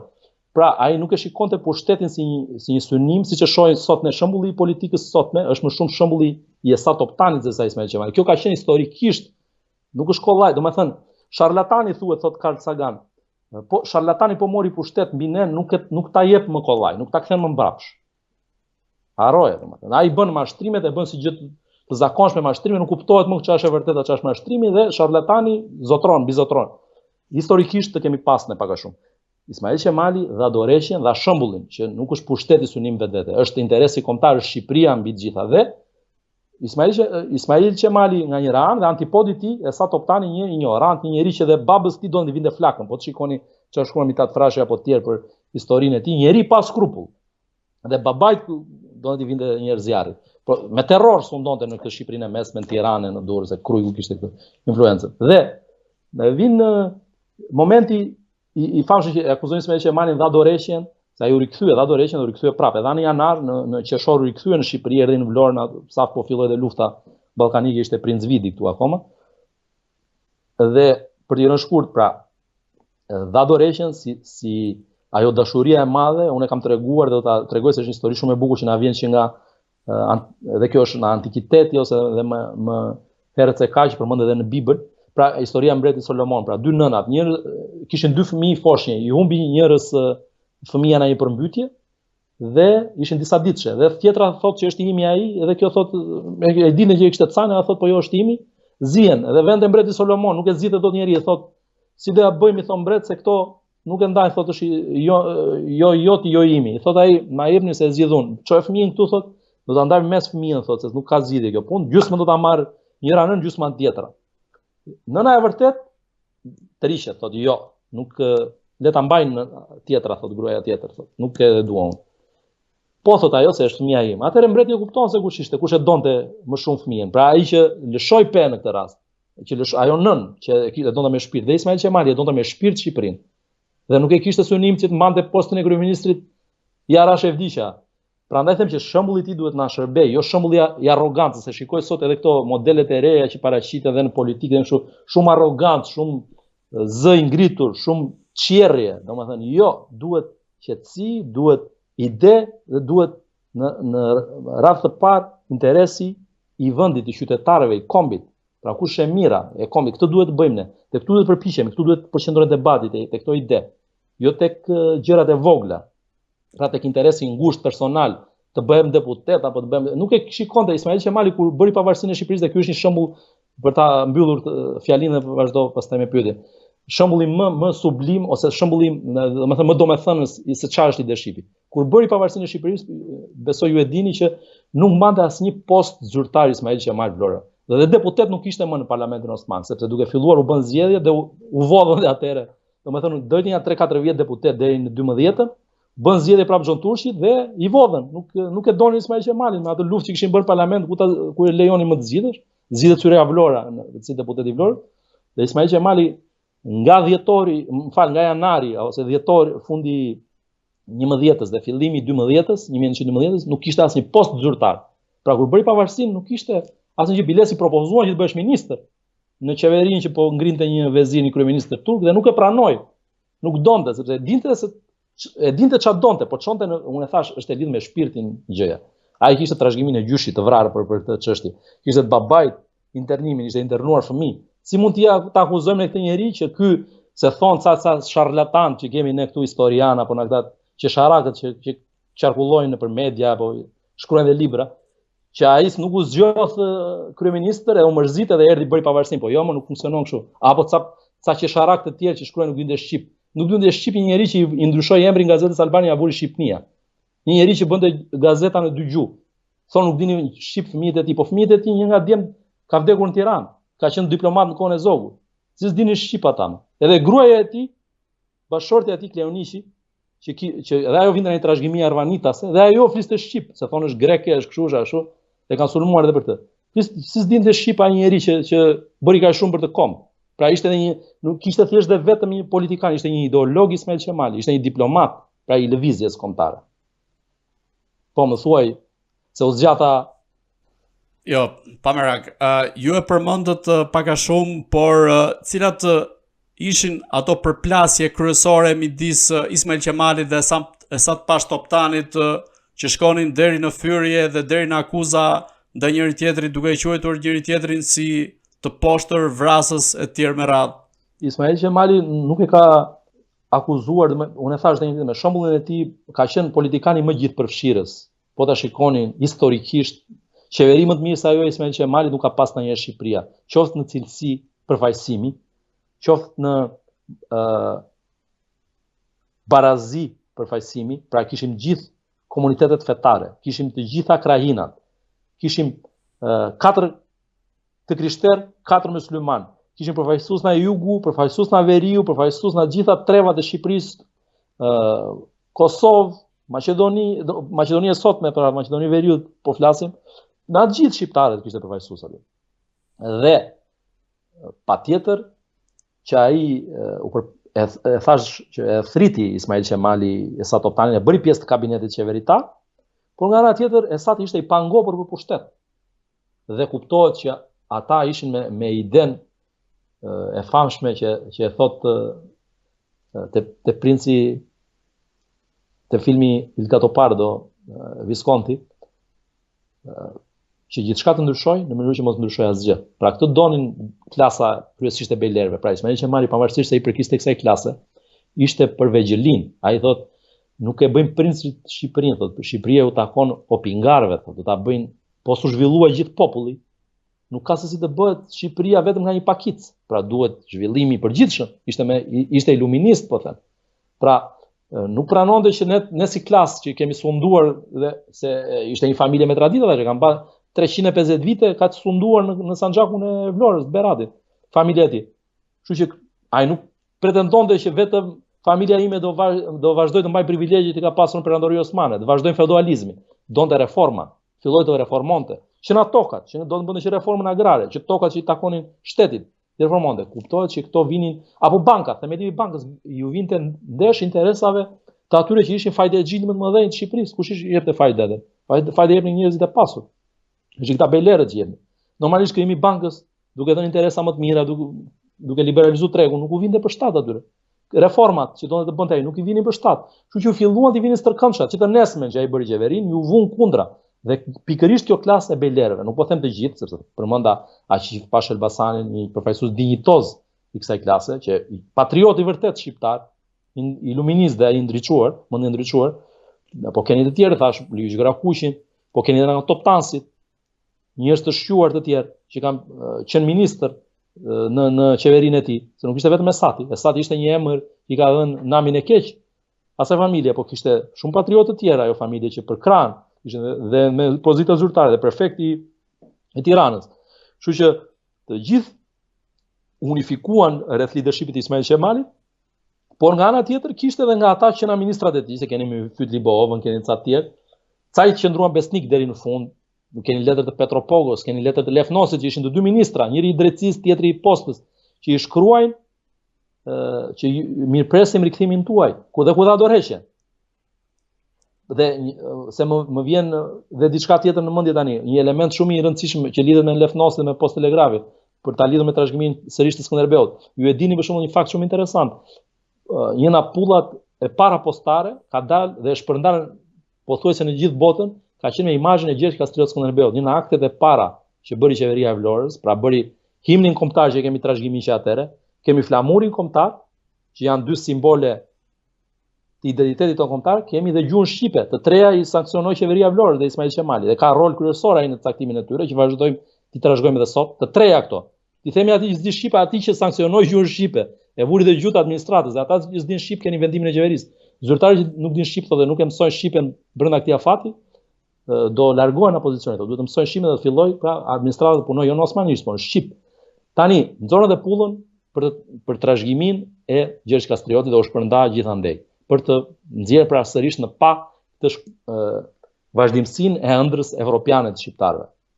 Tani për të rikthyer te çështja e Esat Toptanit, patjetër që Esat Toptani ishte një njerëz, domethënë, ignorant, i pa shkollë. Qofse Ismail Qemali ku di më fliste mbi 5 gjuhë, ai nuk e di edhe shqipen e fliste mirë, po ose turqishtën çfarë fliste, si e fliste. Dhe një mendje mbrapshte, thash dhe një tjetër pas interesave personale, donte atë principatën e tij këtu, keni marrëveshjet që ka bërë pastaj me serbët që flasin më shumë se çdo gjë tjetër, dhe serbët e ndërrojnë dhe sot për shkak e këtë varrozur në varezat e ushtarëve serb në Paris, i çuan dhe lule zyrtarët e lartë serb para asaj. Thotë ky është modeli i bashkëveprimit midis dy kombeve, pra Esati është ai që duhet ndjekur. Nuk është dikush tjetër, pra patrioti është quajtur shqiptar, që lang do gjurmë, jo, po ky ishte ai njeriu i dy botëve, serbë dhe shqiptar. Ndërkohë ky ishte një mendje thash edhe tjetër, një njeri mbrapsht, një njeri që nuk kishte asnjë ndjenjë atë dhe dashurie dhe këtë tregojnë njerëzit e tij të afërt, po shikoni dhëndrat e tij, po shikoni njerëz që e kanë njohur mirë nga afër. Po flas patriotët e kohës, nuk po flas historiografia e komunizmit që mund të ketë pas ato që edhe Ismail Qemalit si ka dhënë atë shitakon apo ndonjë patrioti tjetër, patjetër, ato problemet e veta dhe historia jon ka ato problematikat e saj, dhe në komunizm ka pasur shumë retushime dhe figura e Ismail Qemalit nuk donte Enveri të dilte askush mbi të, pra deri një farë mase, dhe Ismailin nuk e donte që të shkëlqente. Ishte vetëm ai perëndia. Kështu që dhe të gjithëve ku më shumë ku më pak u ka rënë në qafë ajo historiografi, por nga ana tjetër Esatit jo mendoj, sepse Esati që na rilindasit, që na ata njerëz që kanë jetuar edhe shikonin se si shkruajnë me të, se si e konsiderojnë tradhtar që atëherë dhe Ismaili thot po bën çmenduri, kërkoi të ngrinte flamurin në Shkodër, se thonë heroi i Shkodrës. Ai spranoi të ngrinte flamurin shqiptar në Shkodër. Luftonte me flamur otoman atje, kërkoi komandantit turk të ngrinte flamurin shqiptar sepse u shpa pavarësia dhe Ismail Qemali ka shkruar letër. Ti do mbash mend në histori, thotë, nëse do ngresh flamurin shqiptar në Shkodër dhe të luftosh për atë flamur. Nuk e bëri këtë gjë. E vran Pashajn me pabesi, Pashajn turk që ishte një patriot otoman ai, por që bashkë me shqiptarët kërkoi dhe malsor që ta mbrojnë Shkodrën në flamurin shqiptar, patjetër. I bërin puçin bashkë me Xhon Turqit, e vran. Të njëjtën gjë donin t'ia bënte Ismail Qemali me Xhon Turqit, bën ata ashtu quhetrin komplotin e Beqir Gërbenes për ta rrëzuar e për ta.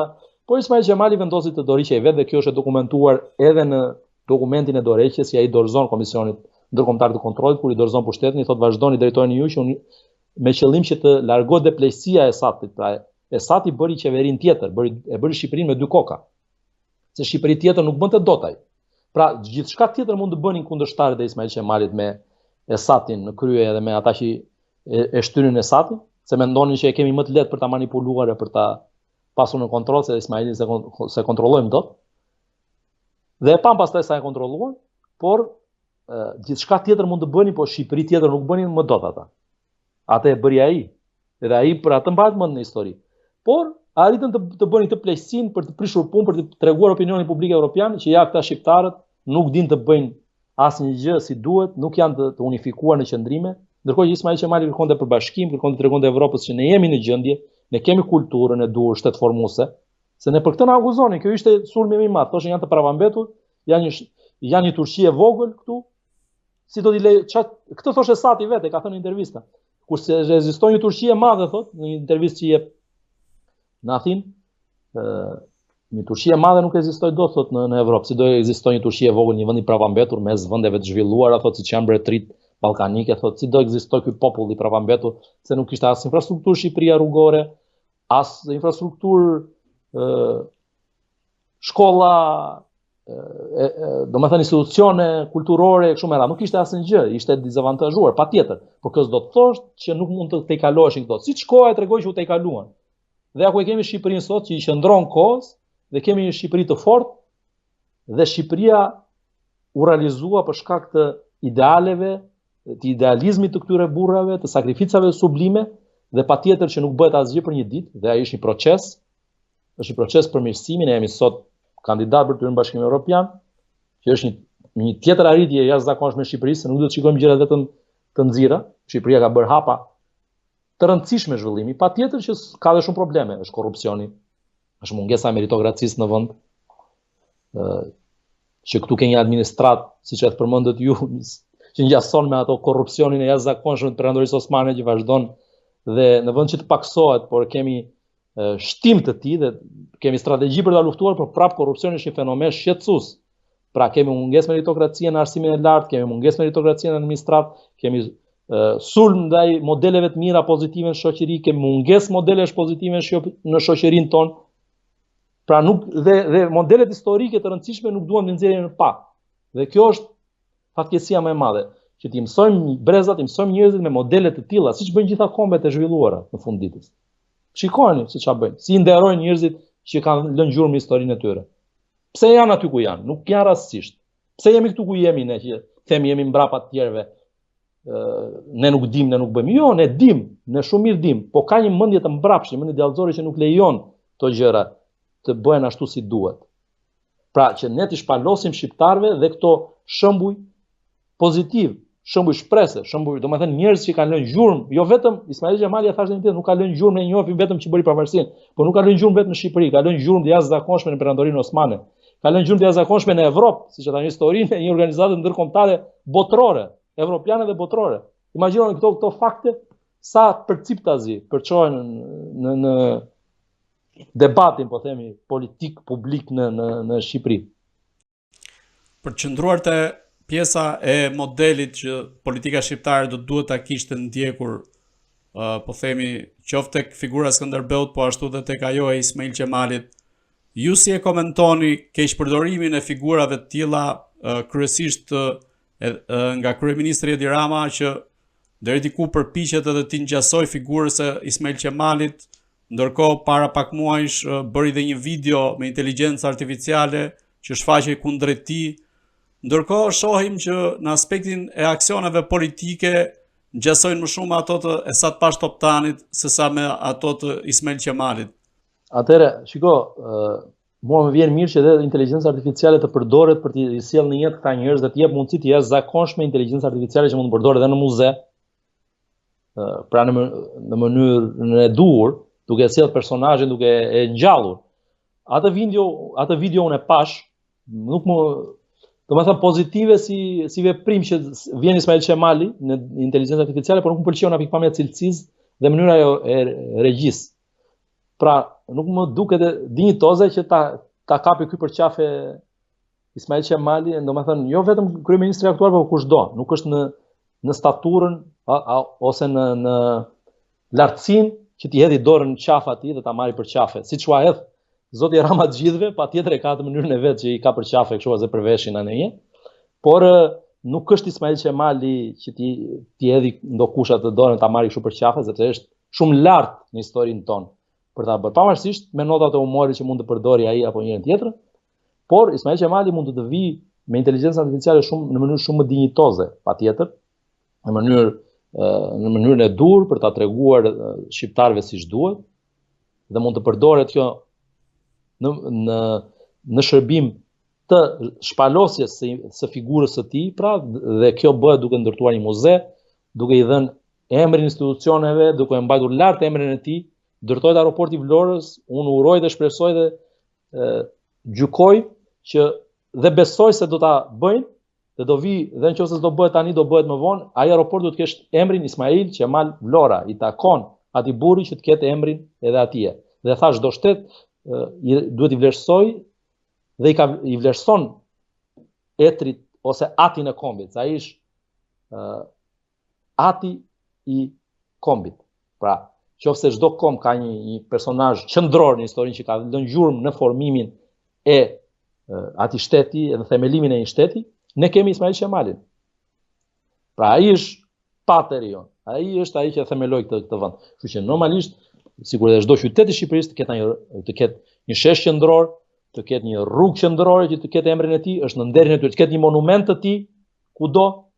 Nuk na shërben këto, thash, dhe një tjetër figurat që ose qasjet, siç e përmendëm, dy kombe apo figurat që jo po se bëri Ismail Qemali Shqipërinë e madhe, mo do ta kishte bërë, thon ca akademik të shquar tani se nuk ja vlen të përmend çfarë emri, do ta kishte bërë ai thotë Hasan Prishtina, po e bëri Ismailit e bëri të vogël. Po kush kishte mundësi ta bënte dhe nuk e bëri, pse se bën? Pra këto janë dasi, këto janë me qëllim caktuar, bëhen për të krijuar përçarje midis shqiptarëve. Dhe nuk na intereson përçarja. Dhe thash edhe një tjetër, Ismail Qemali duhet vlerësuar dhe duhet sjell atje ku duhet. Kryeministri aktual shumë mirë, unë do ta vlerësoja shumë që ta kishte si model dhe ta aplikonte mendsinë e tij, jo thjesht mjekrën, shumë bukur i ka zënë hije le ta mbaj, por jo vetëm mjekrën dhe modelin e flokëve, pavarësisht se Ismaili e kishte çik më ndryshe. Po dhe ai tani Rama e ka rritur pak edhe ngjason dhe po i zbardhë edhe aty, dhe thotë është gjyshi im ky, shumë mirë që thotë që është gjyshi i gjithë shqiptarëve Ismail Qemali, është e vërtet që ai është i tillë, por unë vlerësoj, i gjykoj njerëzit jo vetëm ajo që thon, por nga ajo që bëjnë, dhe një lider duhet të ketë të koordinuar dhe në unison atë që thot me atë që bën. Në qoftë se ai ma nxjerr Ismail Qemalin tani para zgjedhjeve 2 muaj para zgjedhjeve, dhe nxori tani në janar, dhe kujtohet, e vari, siç e thash shumë mirë, që e vari në zyrat e shtetit shqiptar, gjëja më e mirë që ka ndodhur. E vari atje, po e harroi atje të varur në mur. Sa vite kanë pushtet? Ka 12 vite. Çka ka bërë ai për trashëgiminë e Ismail Qemalit? Më thoni një gjë që ka bërë. Ka pasur për vjetore, kishte vjet 180 vjetorin. Ç'a bëri? Të lindjes, ç'a bëri? U mundohuam, unë me aq mundësi sa kisha të bënim disa evente për kujtimore, bëm në Muzeun Kombëtar të Pavarësisë në Vlorë, bëm një ekspozit për dosjen që zbuluam të Aratisjes nga perandoria, pra dosjen britanike të Aratisjes, shumë interesante. Është në anglisht dhe frëngjisht, janë letrat e tij, janë letrat e diplomatëve britanik, drejtuar kryeministrit, siç e thashë, kështu me radhë. Tani, çfarë ka bërë tjetër? Duhet bërë shumë më shumë, mendoj. Nuk ka bërë asnjë gjë sa i takon vendosjes, dhe unë nuk mendoj edhe një gjë tjetër. Koha në pushtet dhe koha e jo në tokë është e kufizuar. Qoftë për ata që përkohësisht kanë pushtetin dhe mund ta mbajnë 10, 12, që ka treguar historia, kanë mbajtur edhe 40 vjet Enveri në Shqipëri, ose ka pas tjerë që kanë mbajtur më shumë, përmendën Sultan Abdulhamitin, 33 vjet që ngjan, dhe kjo Shqipëria na ngjan në ca gjëra edhe me atë perandorinë e atëshme otomane, në mendësie, në mënyrë, pra duhen promovuar njerëzit me vlera.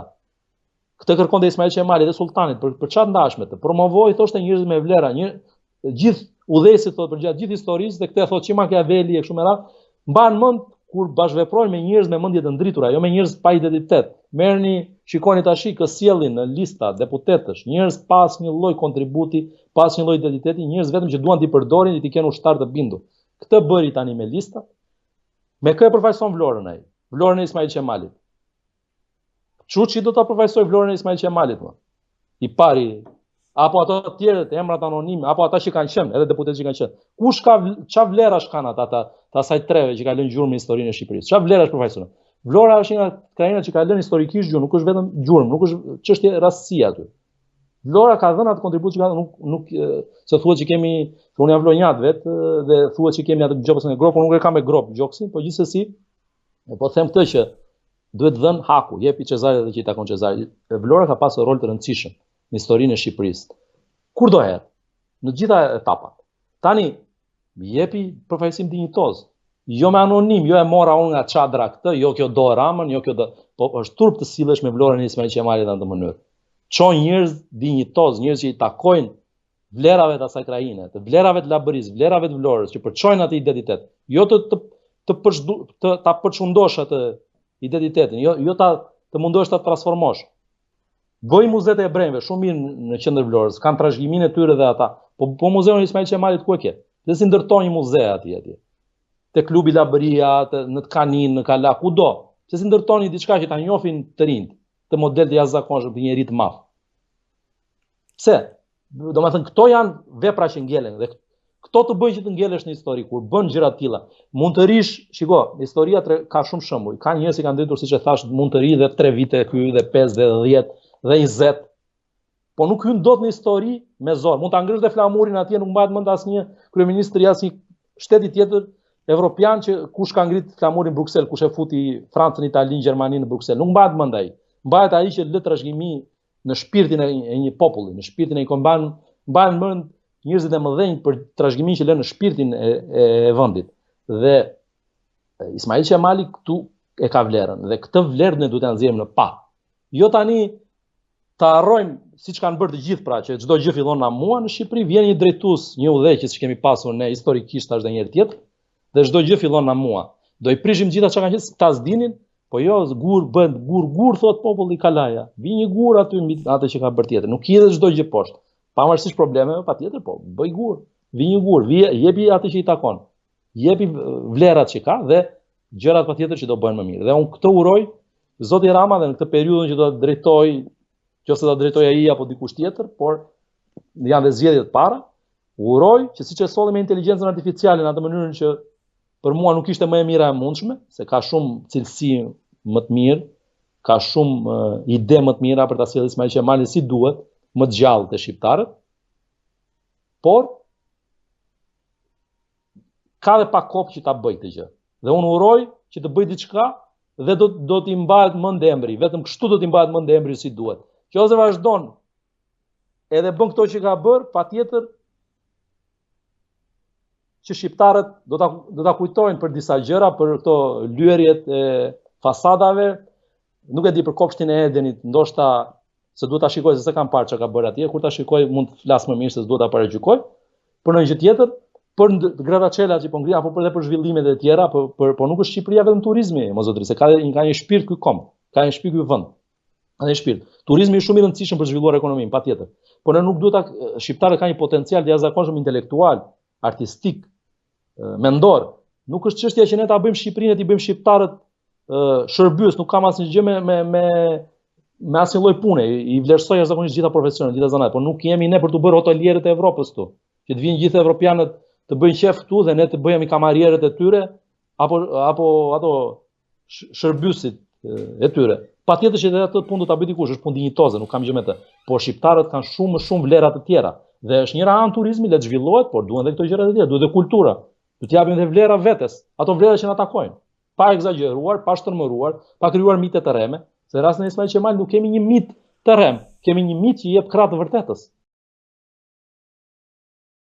Ndërkohë të ndalemi pak tek vdekja e Ismail Qemalit në vitin 1919, e cila u shoqërua me shumë pikpyetje dhe pati dyshime se ai mund të ishte helmuar në ushqim.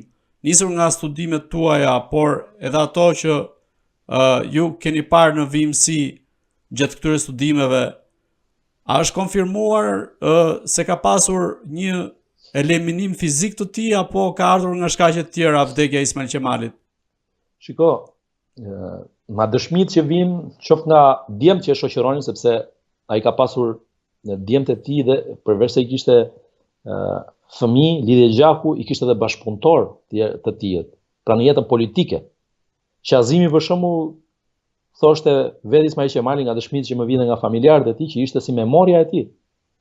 Memoria e gjallë e tij. Qazim Vlora, pra, dhe kanë lënë kontribut dhe djemtë e tij dhe të pavlerësuar edhe ata, qoftë në luftën e Vlorës, qoftë më pas në kohën e Zogut, njerëz që kanë sakrifikuar për Shqipërinë dhe fëmijët dhe djemt. Pra, ata ishin me të dhe dëshmitë e tyre janë që ai është helmuar, pra sepse dhe ata nuk janë djerë mirë. Por ai kishte edhe moshën, ndoshta doza, dhe flitet për një kamarier serb që ka qenë aty.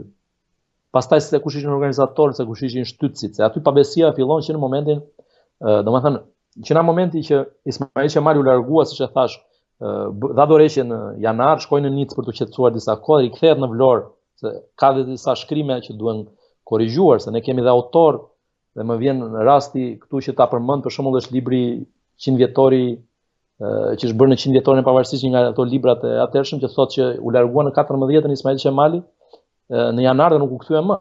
Por ndërkohë është e pavërtet. Dhe këto libra që kemi shkruar në demokraci me të pavërteta, mira ato të kosmonizmit që fshiheshin për arsye politike, po dhe tani, për çfarë arsye i fshehim tash? Apo shtrëmërojmë të vërtetën? Në këtë kohë që s'ka pengon askush që të thuash të vërtetën. Pra, ai u rikthye në qershor, maj, në qershor të 14-ës, për të u takuar me Princ Vitin, shkoi në Durrës me një delegacion, i priu një delegacion nga Vlora për në Durrës, biles italiane, dokumentat zyrtare thonë kishin frikë se mos bëte qeveri në Vlorë. Dhe se Vidi ishte i paaft për ta menaxhuar atë situatë, domethënë. Dhe ai ishte i zgënjur Ismail Qemali me përzgjedhjen që bën evropianët. Ai donte një princ evropian, po në një staturë më të lartë, të aftë për të përballuar sfidat me të cilat gjendesh para të cilave gjendesh Shqipëria. Nuk ishte lehtë të qeverisë Shqipërinë. S'është sot, jo më atëherë. Tani ai erdhi, e takoi, e pa që ai ishte jashtë realitetit dhe e kuptonte paaftësinë e tij, shkoi në Vlorë ishin muhaxhirët, ashtu quajtur refugjatët e luftës që vinin nga jugu, vinin nga veriu, pra nga pushtimi serb, nga pushtimi grek, të masakruar të shkretët, fëmijët vdisnin në ullishteve të Vlorës, masakër, domethënë krizë humanitare. Çfarë të bënte, mblodhën një përfaqësi dhe kërkojnë ndihmën e Italisë, dhe me këtë shkak hyri dhe Italia më pas në 14 me një mision humanitar kanë hyrë fillimisht, pra mision ushtarak humanitar, me kryshin e kuq, pra me mjek, për të shpëtuar këta refugjat, pra kur hyri në Vlorë në 14. Dhe Ismail Qemali shkoi pastaj në Itali për të kërkuar ndihmë pikërisht për këto refugjat. U largua nga Shqipëria me këtë mision, pasi u rikthye, thash edhe një herë tjetër. Shkoi në Itali italianët nuk e donin nëpër këmbë, se për shkak të influencës që kishte filloi lufta e parë botërore, nuk e donin, lufta e madhe, pra nuk e donin aty, sa i kishte influencë te komuniteti shqiptar, te politika. Në Zvicër nuk e donin prapë se kishte influencë te komuniteti shqiptar aty dhe detyrohet të shkon në Francë. Në Francë, siç e tham, me ato probleme dhe atje i kërkojnë përkraje Aristide Briand, kryeministri francez, politika e Francës për operacionet e tyre në jug të Shqipërisë, i kërkojnë përkrajen e tij mbështetje me influencë që kishte në Vlorë, ai nuk pranon se duan të ruante neutralitetin e Shqipërisë, nuk pranon që t'u japi fjalën për përkraje dhe domethënë i ndërpresin dhe një farë pagese që i bënte qeveria për shpenzimet që kishte, qeveria franceze për shpenzimet që ai kishte të jetesës, se kuptohet që thash një tjetër, nuk kishte një pasanik, një miliarder që kishte bërë tendera, korrupsion e alli zhverishe ai dhe me ato lek po bënte jetë shefi, siç bënte Satja në një tjetër në Paris. Jo, ai po jetonte dhe përpiqej për të mbrojtur kauzën shqiptare në çdo moment. Dhe thot ai kryeministri, un pensionar de la France ne pa util, domethënë nuk na duhet një pensionist këtu që ta mbaj me pagesane. Kështu që i ndërpresin dhe atë dhe janë dokumentet që flasin dhe të shtetit italian që thonë që ai gjendet në vështirësi të mëdha ekonomike sepse francezët nuk duan t'i japin, domethënë nuk pagonin shpenzimet që ai kishte të hotelit, ato gjërat minimale po themi, nuk është se merrte në një gjë, po ato gjëra që si çdo njeri do jetonte me diçka dhe e kishte marrë Franca, e mbante atje si mik të tyre, në kupton, ishte i ftuar i qeverisë franceze. E mbanin ata si personalitet i shquar. Por ndërkohë donin ta shfrytëzonin për interesat e tyre, por nuk mund ta përdornin dhe ky ishte problemi i raportit që kishin këto fuqitë mëdha me personalitetin e tij, sepse asnjëra nuk arrinte që ta kontrollonte ose ta nështronte, ta kishte ai ishte një njeri që kishte si busull, si yll polar interesin kombëtar, nuk mund të bënte lojra ai me interesin kombëtar të Shqipërisë. Kështu që italianët nuk donin ta lejonin të kthehesh dhe më pas, kur po afronte dhe konferenca, ai jetoi për ca vite në Paris, dhe kur po afronte konferenca nga fundi 18-s e lejojnë, domethënë kur po afronte fundi 18-s e lejojnë ose më saktë shkon në Paris, shkon në Barcelonë dhe në Madrid, jeton ca kohë atje, komunikon me komunitetin shqiptar në Amerikë, e caktojnë përfaqësues partia politike e Amerikës, sepse Vatra kishte ato ndasitë e veta, nuk donin të unifikoheshin dhe këtu është dhe roli negativ që ka luajtur për së vërtetës në atë periudhë dhe Fajkonica apo dhe Fanoli në mos unifikimin e faktorit shqiptar në Shtetet e Bashkuara, po vajte me disa delegacione më pas dhe në konferencën e Parisit, por këta shqiptarët e partisë politike pra e caktuan i dhan domethënë delegimin për të përfaqësuar.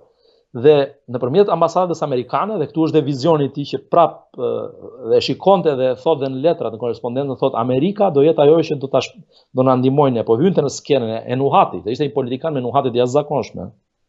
Dhe Nuhati që Amerika po hynte në skenën, pra ishte duke ardhur fundi i luftës së parë botërore, Amerika hyri në luftë dhe ai shikonte që ajo do kishte një rol në politikën ndërkombëtare dhe thotë Amerika do na ndihmojë ne në kauzën tonë. Dhe Wilson i patjetër na ndihmoi në konferencën e Parisit, e paqes, dhe siç do na ndihmonte Amerika edhe më pas në çlirimin e Kosovës. Kështu që ai këtë e Nuhati dhe e ka shkruar që ne duhet të punojmë thotë në bazuar edhe në parimet e shpallura nga presidenti Wilson, por duhet kërkonte që të shpallte në mënyrë më eksplicite sa i takon ai flisën në përgjithësi për kombet e Ballkanit, po thotë duhet përmenden shqiptarët aty, se shqiptarët janë më të nëpërkëmburit. Aty janë shkelur më shumë të drejtat nga padrejtësitë që janë bërë nga konferenca e Londrës e kështu me radhë. Ishte edhe konferenca pastaj e fshehtë e Londrës, që u denoncua nga Lenini e 15-s. Pra Ismail Qemali kërkonte që shqiptarët të ishin të bashkuar, të ishin të unifikuar kur të shkonin në konferencën e paqes së Parisit dhe të mbronin si duhet interesin e tyre.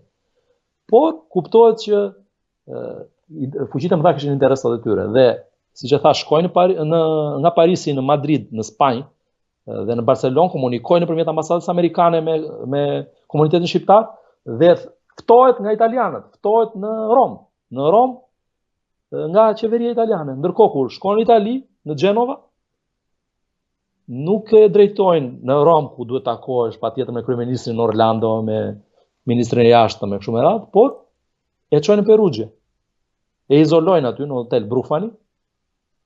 Dhe ai shkreti priste që ta ftonin në takime të përgatitur të rakordonte qëndrimet për mbrojtjen e kauzës shqiptare në konferencën e paqes Ata izoluan atje dhe ai shkruan një dokument të fundit që kemi nga dora e tij dhe shqyr që e kemi atë sepse ishte në arkivat italiane dhe është zbuluar nga Renzo Falaschi, që ka qenë i shoqi, ka shkruar edhe një libër për Ismail Qemalin, i shoqi i strëmbesës së tij, Nermin Falaschi, dhe kanë nxjerrë këtë dokument pra që është dokumenti i fundit i shkruar nga dora e Ismail Qemalit dhe që është një dokument jashtëzakonshëm nga pikpamja diplomatike ku ai flet për mënyrën se si do të mbrojë interesin e Shqipërisë në konferencën e paqes dhe kërkon rakordime Italinë dhe thotë më ftuat këtu, po pse më keni izoluar? Pra kjo ishte me atë gjuhën e holl. Pse po më mbani këtu? Dhe ndodhi ajo që ndodhi. Pra ai ndihet keq, gjatë një konferencë për shtyp me gazetarët, ndihet keq, bie në gjendje kome, thuhet. Pra në 24 janar ka ndodhur helmimi, në 26 zyrtarisht mjeku italian shpall vdekjen e Ismail Qemalit. Kuptohet që flitet këtu dhe për ndikime masonerie, jo mund të ketë qenë masonët që kanë pas dorë, mjeku nuk e di ta them ishte apo si ishte pjesë e saj, nuk ka një autopsi të qartë që të thuhet që ai shpall hemoragji cerebrale, por që duhet parë detajet, ka vend shumë për investigim aty për të parë se çfarë ka ndodhur realisht me Ismail Qemalin. Dhe gjasat janë që ai ishte helmuar. Gjasat janë që ai ishte helmuar sepse ishte një zë shumë i fuqishëm në interes të kauzës të çështjes shqiptare që nuk e donin në përkëmbë. Donin një delegacion shqiptar të përçarë, siç vajti atje, por për hir të vërtetës presidenti Wilson e mbrojti lirinë e Shqipërisë në atë moment me qëndrimin e tij që mbajti në konferencë, nuk u arritën të realizoheshin ato planet djallëzore për ta ndarë Shqipërinë midis fuqive rajonale, pra ishin grekët në një ranë, ishin serbët në një ranë, po edhe italianët që donin atë Vlorën me Interlandin, pra me malet për rreth malësinë e Vlorës, pra po themi Labërin. Pra të gjithë kishin interesa territoriale dhe nuk Ismail Qemali ishte një faktor jashtëzakonisht i rëndësishëm, nuk do të lejonte ai që në përkëmbë Shqipëria. Kështu që mendoj që dhe logjika të çon që ishte një personazh që nuk e donin ta kishin në përkëmbë. Dhe këtu fillon pastaj të hapet ajo saga e vrasjeve politike edhe në Shqipëri, sepse Ismail Qemali për së vërtetës e ka thënë më të vazhdueshme, unë thash kur donin vlonjatët, po dhe Isa Boletini kur zbritin në Vlorë e quajnë në tradhtar, shiti Shkodrën thanë, e sa toptani do ta vrasim sa të bëhet. Ai thonë nëse ju vrisni dhe derdhni gjak shqiptari, thotë, unë largohem dhe nuk e pranoj, jo nuk e pranoj këtë në asnjë mënyrë, thotë. Nuk bëhet Shqipëria duke derdhur gjak shqiptari, thotë. Se gjaku shqiptari nuk e fal, thotë, nuk e harron.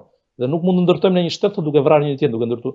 Dhe më pas kur i kërkon Prengdot Biba, Baramcuri i çojnë në Nica, hajde thotë, i kërkon që të rikthehet, se Esati thotë, ma turproj, hajde të bëjmë një qeveri dhe i thonë në Lezhë, se Vlora ishte e pushtuar nga italianët. Hajde në Lezhë i thonë, jo i thotë, mi pusni thotë, bijtë e mi thotë dhe Prengdot Bibën dhe Baramcurin thotë, por nuk mundet që të bëjmë luftë me njëri tjetrin në këtë moment thotë. Nuk është kjo zgjidhja e dur, kështu që ai nuk donte vëllavrasin, nuk donte gjaku, derdhje gjaku shqiptarësh për pushtet politik. Ky është shembulli i tij, që nuk e ndoqëm ne më pas, sepse dhe interesat e fqinjve janë ato lojrat që dihen politike, influencat e tyre që kanë vazhduar historikisht, dhe patjetër që personazhi i tij prandaj dhe u la në hije gjatë periudhës monizmit deri në vitet 60 kur ishim lidhje me rusët e me slavët, pra po themi nuk i përmendej ai me gjysmëzëri. Pastaj filloi pas viteve 60 për ta përmendte më shumë historia jon,